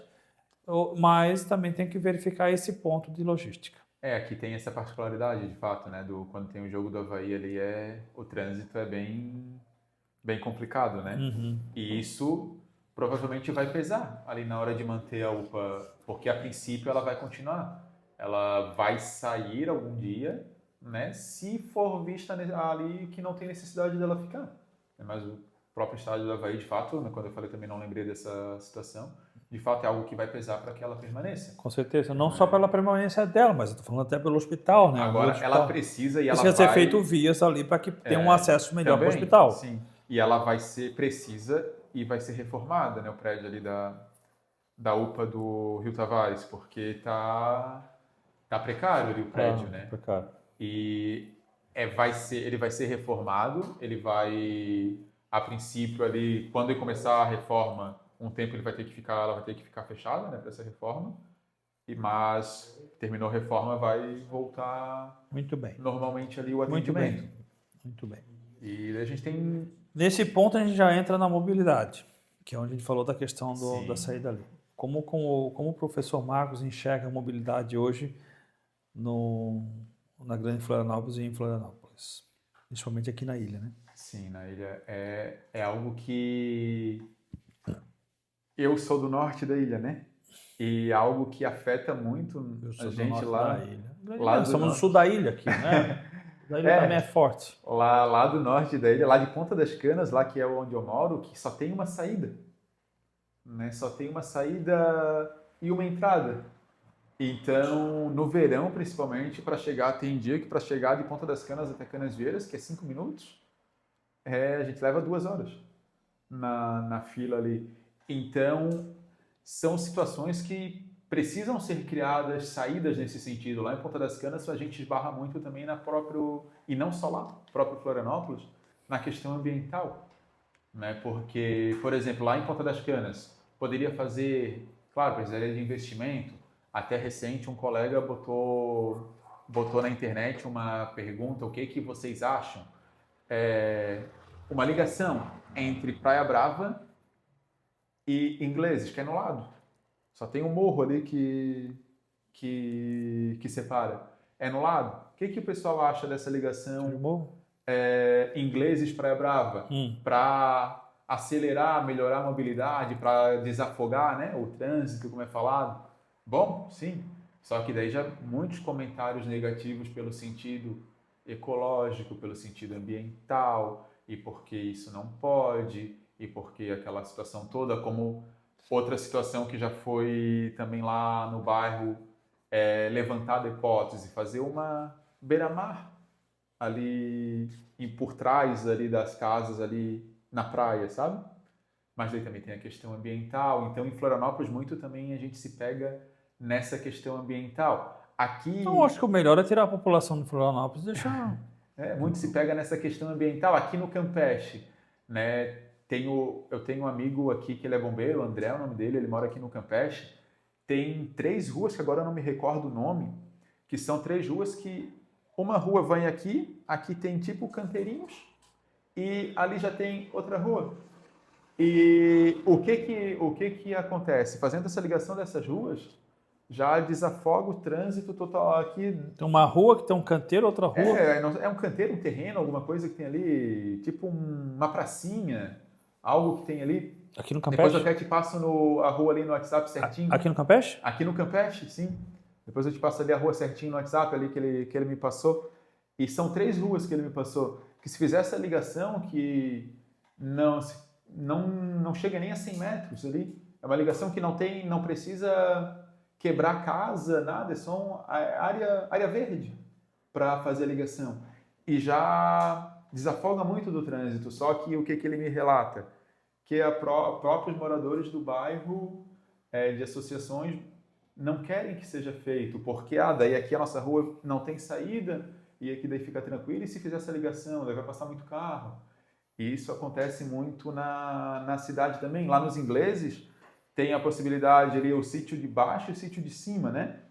Que é duas, uma para ir para voltar, e aqui no outro lado uma para ir para voltar. Uma outra situação que eu acredito que resolveria ou amenizaria muito o problema Binário. é fazer para ir só lá, né? Ao invés de mão dupla, mão única para cá e mão única para cá, né? Vai dar problema no começo? Pode até ser que dê, até se Tudo que é adaptar, novo dá problema, não né? é? Exatamente. Mas situações que amenizaria muito o trânsito, porque na minha visão, Florianópolis, a gente não vai resolver nunca totalmente essa situação. Até para essas questões ambientais, né, e tudo mais, mas dá para amenizar bastante. Mas investimento em transporte de massa, que é o coletivo, Sim. né? O investimento em ciclovias, que é Ciclovias necessário. falta muito. Exato. Né? Falta Né? muito. E a melhorar os modais, né? Acho eu que tenho- os modais são interessantes que você Sim. venha melhorar, né? Há muito tempo se discute o próprio transporte marítimo, né? Então, aí vem o E- transporte marítimo, que alguns candidatos defendem bastante Sim. sobre isso, né, cara? Nós moramos numa ilha, né? Somos rodeados Sim. por água. Se você não utilizar essa água aí para um transporte, Exatamente. e eu não estou falando especificamente de um transporte de ferro-bote ou de uma balsa, né? Que é ali perto da ponte, da ilha, continente, ilha. Então pode, como eu disse aqui um candidato, você pode pegar um barco lá na Tapera, ou lá na Caiacanga e vir para o centro. Sim. Você pode pegar um barco do centro e ir para o norte da ilha. Olha quanto desafoga. Se pega 5 barcos para lá, 5 barcos para cá, você desafoga, cada barco comporta ali 200 pessoas, você desafoga, Sim. cara. E você tem uma ligação do núcleo marítimo com o núcleo terrestre. Sim. Você faz essa ligação, a pessoa chegou de barco aqui no pier, já tem ônibus para poder você pegar e vai. Sim. Não, eu sou totalmente favorável também a essa situação do transporte marítimo, a própria balsa, para atravessar de um lado Também a ao outro balsa, da de um ilha ao lado pro outro. continente. É mais lento, mas aí vai para outra opção. Vai por opção, exatamente. Meu tio, ele mora em Navegantes, sabe? E de Itajaí para Navegantes... Ferro-bote e balsa. Isso, né? E é algo que é tranquilo, né? Vai carro também ali dentro e é tranquilo ali. Vai carro. Vai carro, sim. Vai bicicleta. Vai bicicleta. Vai pessoas. Vai pessoa, vai moto, né? Eles têm até a opção de ponte por trás, Sim. né? Mas a maioria ali, eles preferem ir pela balsa, porque é mais tranquilo, fica aqui olhando o rio, eles falam, né? Poderia ter aqui também, né? Claro, vai precisar de investimento? Vai. Né? Estudo, sim, mas é algo que... Vai precisar de investimento. Vamos lá. 120 milhões por ano de subsídio para uma empresa de ônibus é alto, É alto, sim. né? É alto. Se tu começa a usar esses recursos para o que é realmente necessário, quando está batendo na creche, começa a se tornar mais baixo, porque tu não precisa ficar pagando tanto subsídio para um transporte que você não tem qualidade dele, poucas linhas e uma tarifa cara. Sim. Verdade. Entendeu? Então, Como até intermunicípio, né? Lá na Daniela, por exemplo, Daniela ali, Jurerê, é pertíssimo de Governador Celso Ramos. sim, só Pelo atravessar. mar, né? Só que daí, né? Olha a volta que Sim, dá. você quer sair daqui e ir para a Praia do Sonho, na Ponta do Papagaio. Cara, pega o barco aqui na Caiacanga e atravessa, 200 metros. A gente tem uns amigos que eles moram lá em Armação, ali no Governador. Sim. Eles atravessam com aqueles... Não é nem barquinho, agora me fugiu o nome, mas é tipo como se fosse uma pranchinha com vela, sabe? Me fugiu o nome. Do windsurf, Isso, Windsurf. eles atravessam com aquilo ali, quando o mar tá tranquilo. Né? Olha só, é perto demais. Sim. Não é só que daí, para essa situação de não ter, né? Esse transporte marítimo... Marcos, eu acho que isso aí muitos gestores já viram isso e não tiveram vontade de fazer. Entendeu? Eu acho que falta mesmo a vontade de um gestor pegar e fazer. Vai lá e faz. Pronto. Também pode mas ter... o impacto. Que impacto, amigo? Existe barco elétrico. Pode ter, mas também pode ter, não estou aqui dizendo que é isso, né? Mas pode, como aqui a própria situação da Marina, né? Na beira-mar. Daí tem várias ações ali para não deixar... Então, mas aí eles estão falando de uma marina que também traz, um ponto que a gente vai chegar, traz o turismo, né? E o rendimento para a cidade. Sim. Você ir contra isso? Cara, e tem várias ações na justiça para não deixar. mas vai sair Vai sair, sim, mas olha quanto tempo que já se perdeu. Né, Mas por porque essas situações. sempre vai ter o do contra. Eu acho que como a gente tem que ser responsável, analisar os pontos críticos, os pontos necessários, os impactos ambientais, o que é tudo regularizado. Porque alguém para montar uma empresa hoje, pequena empresa, montar um salão, não monta em salão, chega de salão. Montar salão, você tem que ter todas as regularizações que o município te exige. Sim. Para você abrir.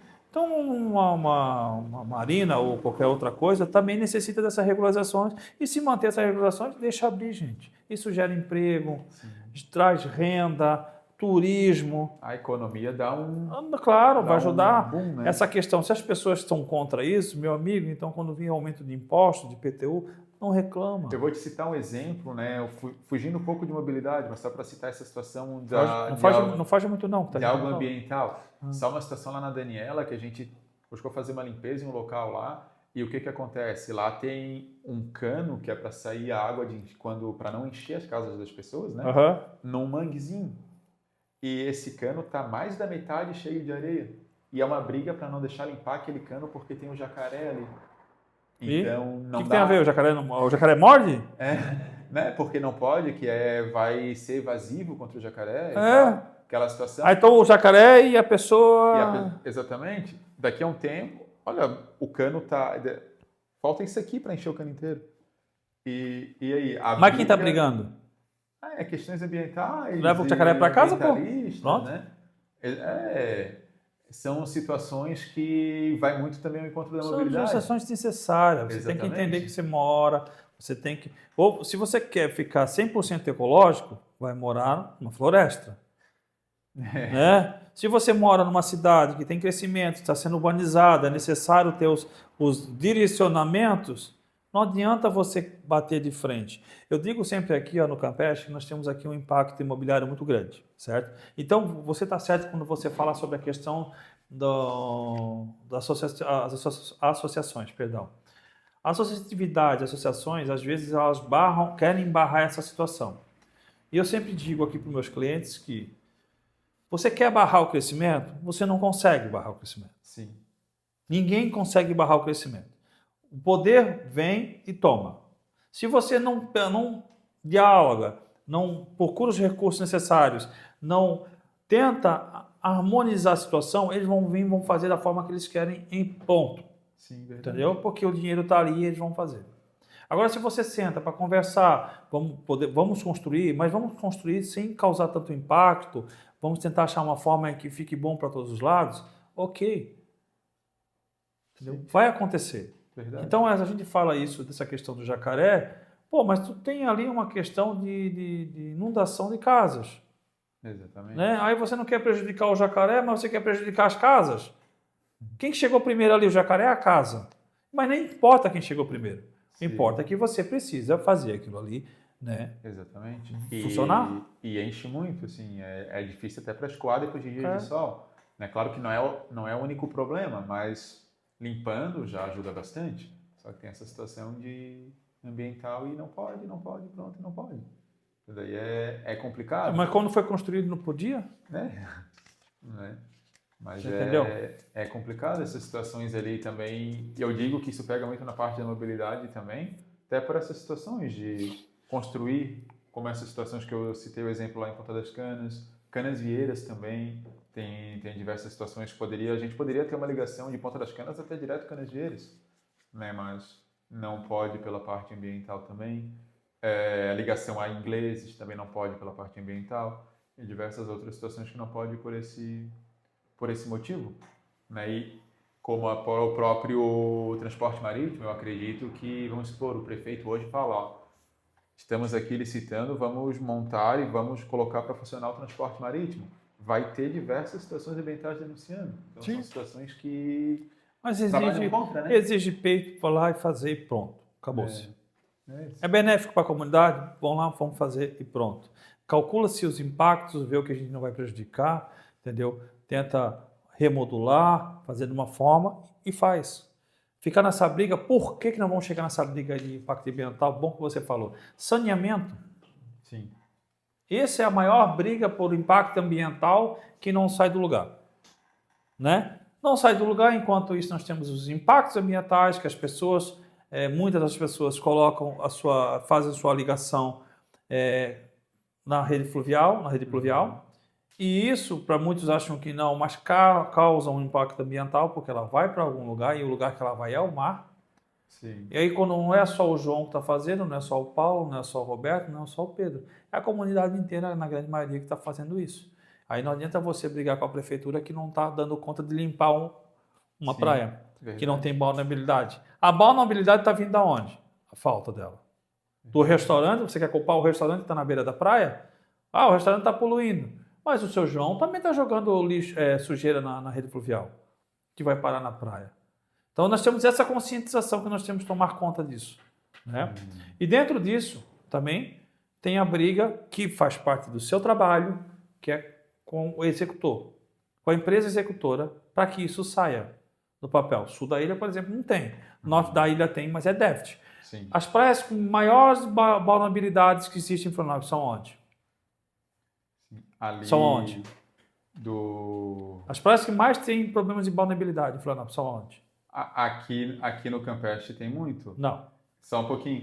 Tem Continente. uma situação, sim, mas aqui no Campeche também tem muito, que eu já recebi assim no WhatsApp diversas denúncias aqui de praias e o pessoal filmava correndo. Isso, claro que tem, céu aberto. mas não é esse o ponto, professor. O que eu quero te dizer é o seguinte. Continente tem saneamento básico, certo? Sim. Ok. Norte da ilha, grande parte, tem saneamento básico. Certo? Ok. Quais são os lugares que mais têm problemas de vulnerabilidade?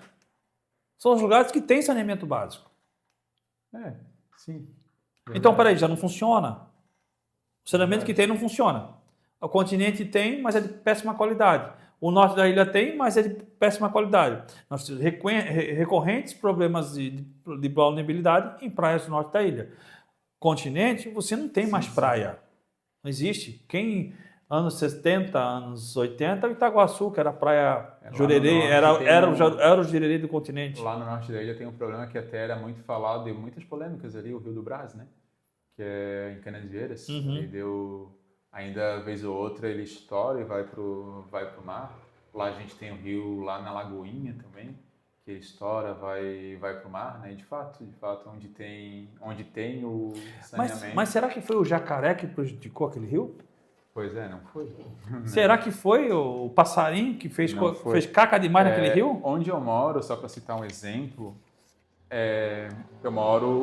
tem uma lagoa em frente. Né? Eu moro no outro lado da rua, ainda tem casas e tem uma lagoa. E tem casas ali que são de pessoas com muito poder aquisitivo. E se fores lá agora, vai ver.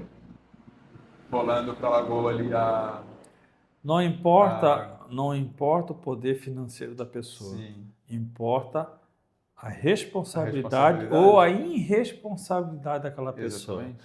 Entendeu? Aí a pessoa vai ligar o seguinte: mas eu não tenho ligação de rede de esgoto. Tá, e daí? Aí você não vai construir dentro do seu terreno, né, uma fossa séptica que comporte isso? Você não quer gastar para suprir a tua necessidade? Sim. Aí a própria beira-mar, né? Beira-mar, quem que poluiu a beira-mar? Ali é o jacaré. O jacaré. Situações que a gente, Mas o Gé não tinha limpado a beira-mar? Mas ele não tomou banho, né? Ele falou que ia tomar o banho quando ele ia mergulhar. Só porque não ficou bem limpo ainda. Mas calma. Daí não... É outra questão, porque não é só o lado de cá, é o lado de cá e o lado de lá. O continente ali, na verdade, não somente nessa parte, mas o continente ele tem... Eu até conversava com pessoas ali que em diversas outras áreas também, o continente ele fica um pouco, como que eu posso dizer, talvez isolado. Não sei se essa é bem a palavra, nesse sentido, porque quando a gente olha para Florianópolis, né, o que é mais falado é a própria ilha, né? A própria situação... Mas isso não é desculpa para quem não tem qualidade. Sim, não. Florianópolis igual. Não é igual. Mas acaba que o pessoal já me relatou muito nesse sentido de que sente-se meio que... Bateria. Acabando? Tá. Quanto nós temos ali? É 20. Tá bom. Sente-se meio que isolados, né? E não só nessa parte do saneamento, mas próprias escolas também, né? Escolas novas, mas é para cá, né? Do que para lá e assim por diante. Muito bem. Nós estamos agora, já acabou de chamar a nossa atenção que nós estamos acabando, estourou o nosso tempo de energia. Marcos, eu vou deixar aqui um tempo para você fazer a sua propaganda. Lembra que o tempo não é muito longo, tá? Faz a tua propaganda aqui, tá? Você é o último que eu estou entrevistando, tá? Faz a tua propaganda caprichada aqui e depois a gente conversa. Tá bom? Você está livre. Né, primeiro, eu já agradeço de novo o convite, né? A oportunidade. Para mim é o primeiro podcast que eu vi, então algo novo também, mas coisa boa. muito bom ainda um podcast cortando o cabelo, Aí, oportunidades que não são toda hora, né? Mas cavalo dado não se olha os dentes. E então, para mim é uma oportunidade muito boa também, porque como eu sou novo na política, né? E eu sou um professor da rede pública, professor cristão de história, conservador de direito, o que não é comum, o que é raro. E como eu sempre falo, nós temos um foco, até pelo simples fato de eu ser professor, nós temos um foco grande na educação, porém nós temos um olhar para toda a cidade. Eu tenho um perfil muito combatente, não à toa nas escolas onde trabalho, onde já trabalhei, tive alguns problemas, como tenho alguns problemas de relacionamento, por não ser aceito, porque não pode um professor conservador, ainda mais de história, isso é uma aberração, e assim por diante. Mas por que eu decidi entrar na política e por que eu estou aqui pedindo esta oportunidade, falando para você que está em casa nos ouvindo? Eu pretendo fazer a diferença. Pretendo fazer a diferença na educação, pretendo fazer a diferença na cidade de forma geral. E vamos falar da educação. Nós temos diversas propostas da educação. Nós defendemos uma educação limpa, uma educação de qualidade, uma educação sem doutrinação ideológica, em defesa dos valores cristãos, da vida e da família. Mas uma educação limpa, e o que é uma educação limpa? Sem doutrinar. Né? Como eu não quero uma doutrinação de esquerda, é claro que eu também não vou fazer uma doutrinação de direita, mas eu defendo uma educação limpa. E em Florianópolis nós precisamos muito batalhar por uma educação limpa, pois a ideologia tem dominado a nossa educação, a ideologia tem dominado muitas áreas aqui do nosso município. E eu peço essa oportunidade para você, para batalhar, lutar contra essas ideologias nas salas de aula, contra essas ideologias nas escolas. E tenho aqui diversas propostas, vou citar algumas que o tempo está acabando, né? Algumas propostas para a educação, de modo mais detalhado. O fim, como já falei aqui na live, o fim da aprovação automática, que é prejudicial totalmente aos alunos. Pretendemos também o aumento da média de 5 para 6, seguir pelo menos o padrão da rede estadual. Nós pretendemos também, temos como proposta câmera em sala de aula. Por que câmera em sala de aula? Nós temos visto diversos casos até mesmo de ameaças, abusos em sala de aula contra os estudantes. E por que câmera? Como acesso aos pais? Segurança para os alunos, segurança para a escola, segurança para os próprios professores. O fato da câmera não é para o professor vai estar ali sob vigilância, não, é segurança para ele também. Então é uma outra proposta que a gente tem. A volta do Dia dos Pais e Dia das Mães nas escolas, o que hoje não pode ter mais. Hoje é o Dia da Família, mas o Dia da Família é totalmente desvirtuado. Então nós temos essa proposta, nós defendemos e vamos batalhar pela volta do Dia dos Pais e Dia das Mães nas escolas municipais. Nós pretendemos também, na rede municipal de ensino, a reformulação, como também já falei, do Plano Municipal de Educação, né, com a instalação ali do empreendedorismo, para estudar o empreendedorismo, estudar a educação financeira, o ensino ético, moral, também na rede municipal. Nós pretendemos reformular a formação mensal dos professores, que hoje elas são também totalmente ideológicas, como no meu caso de história. tem formações que são passeios de barco simplesmente por passar em locais históricos. E o que tem de formação para o professor nada. Outras situações que nós temos também, construções de novas creches, nós batalhamos, já estamos em contato com a prefeitura, com o secretário de educação, mando mensagens, converso com ele, já fui na secretaria, batalhamos e vamos batalhar, sendo vereador com mais força ainda, por criação de novas creches. Esta parceria também público-privada para resolução também de problemas de falta de creches.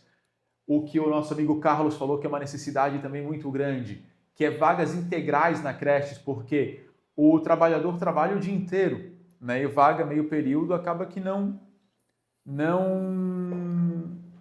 resolve todo o problema. Então nós vamos batalhar, como já temos batalhado junto ao secretário, por vagas integrais também.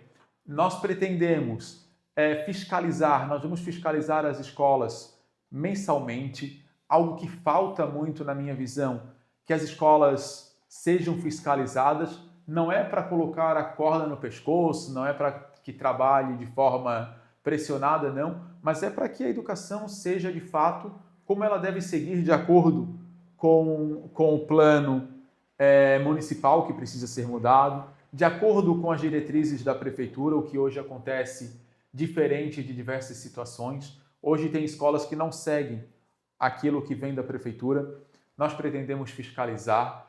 Na saúde, nós pretendemos batalhar pela criação do centro de referência ao tratamento de pessoas com doenças raras, como no meu caso, osteocondromatose, como esclerose múltipla, como todas as outras doenças raras. Nós pretendemos trazer para os postos de saúde médicos substitutos para que não falte postos de saúde, para que não falte médicos nos postos de saúde. Nós pretendemos trazer para as UPAs, eu não citei, vou falar agora, para as UPAs, atendimento que tenha pelo menos um ginecologista para uma mulher gestante, sentiu dor, algo ali urgente, não precisar chegar até do norte, do sul da ilha, até o centro, até a maternidade, mas que já possam ter o primeiro atendimento. É claro, com estrutura, é claro que é algo mais complexo, mas nós vamos batalhar para essa possibilidade, para que já possam receber o atendimento ali na UPA, algo mais perto que pode salvar a vida, até mesmo no bebê.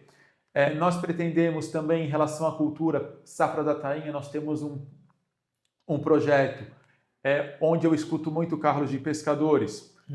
Aqui no sul da ilha também tem muitos, né? Pescadores que se questionam muito no sentido de que para a Safra da Tainha tem que fazer manutenção na rede, manutenção na canoa, manutenção no rancho, onde não tem rancho construir, e o dinheiro sai do bolso deles.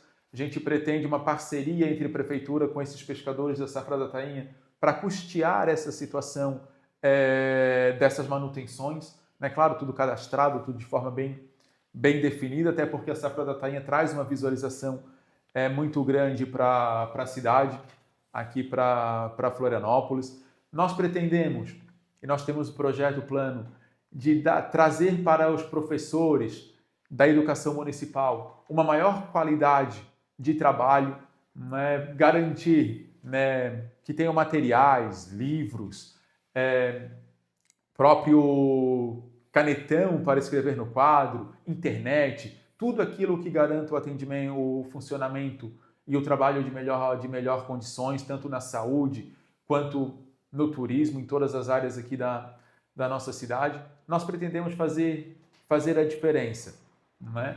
De uma forma, né, com a redundância da palavra, de uma forma de fato diferente, de uma forma nova, de uma forma onde nós pedimos aqui a oportunidade para não fazer aquilo que a gente já vê aí há 30, 40 anos aqui na nossa cidade, mas para que a gente possa mudar a realidade. Por isso eu peço, né, o seu apoio, peço o seu voto para vereador aqui de Florianópolis, né, professor Marcos Souza, 22456, meu Instagram, @prof.marcos_souza, ali a gente conversa de modo mais tranquilo, não tão rápido assim por diante, né? Mas ali a gente pode tirar dúvidas também, ali tem todas as propostas, tudo aquilo que a gente defende. A gente tem apoios do deputado estadual GC Lopes, deputada federal Carol Detone, e a gente tem um apoio bem bacana, né, também de pessoas ligadas a igreja, polícia militar, bombeiro e assim por diante. Então, peço o seu apoio, peço o seu voto, 22456, para a gente fazer a diferença de fato aqui na nossa cidade, né? De forma rápida, resumir, espero ter falado principalmente as partes mais importantes, né? E acho que é isso. Aqui tu resumiu? Resumi bastante. Ficou bem. É o professor, né? O professor gosta de falar. Primeiramente, agradecer sua presença. Eu que agradeço a tá? oportunidade. Obrigado por ter vindo aqui, fechar esse ciclo. Se tiver segundo turno, a gente vai ter mais ainda, mas agora para vereadores não. Fechar esse ciclo que o Papo de Salão vem fazendo com os vereadores, tendo esse espaço aqui no nosso canal para poder mostrar o seu trabalho, o trabalho que vão fazer com a comunidade, né? Para que vocês que estão nos acompanhando esse tempo todo nesse espaço possam ter entendimento do candidato que vocês possam escolher. Isso remete àquelas frases que eu venho dizendo em todo encerramento. Escolher um candidato é uma grande responsabilidade para a sua comunidade. A comunidade em todo Florianópolis, né? Não só o seu bairro. Então, você escolher um candidato é você fazer uso do seu direito de voto, que é aquilo que você vai poder cobrar dele ali na frente. Então, vote com consciência, como sempre vem falando, vote com inteligência, não venda o seu voto, não troque o seu voto por nada, porque ele é seu. Depois, você não poderá reclamar daquilo que não foi feito ou cobrar aquilo que não foi executado. Então, pessoal, hoje é dia 3/10, daqui a 3 dias teremos as eleições em Florianópolis para a escolha dos novos 21 vereadores para a Câmara de Vereadores de Florianópolis e mais o prefeito e o vice-prefeito de Florianópolis. Então, a vocês cabe votar com consciência, votar com inteligência. O Papo de Salão agradece a todos pela companhia, pelo tempo no Instagram, aqui. Não esqueçam de inscrever-se no canal, compartilhar essa entrevista, curtir a nossa página e acionar o sininho para receber notificações. Muito obrigado pela presença de todos que estão nos acompanhando. Um forte beijo. Outubro Rosa está aí, vem muita novidade boa no Papo de Salão, falando sobre a importância do Outubro Rosa. Acompanhe a gente lá, a partir de semana que vem estaremos filmando novamente. Tá ok, pessoal? Beijo no coração e até a próxima.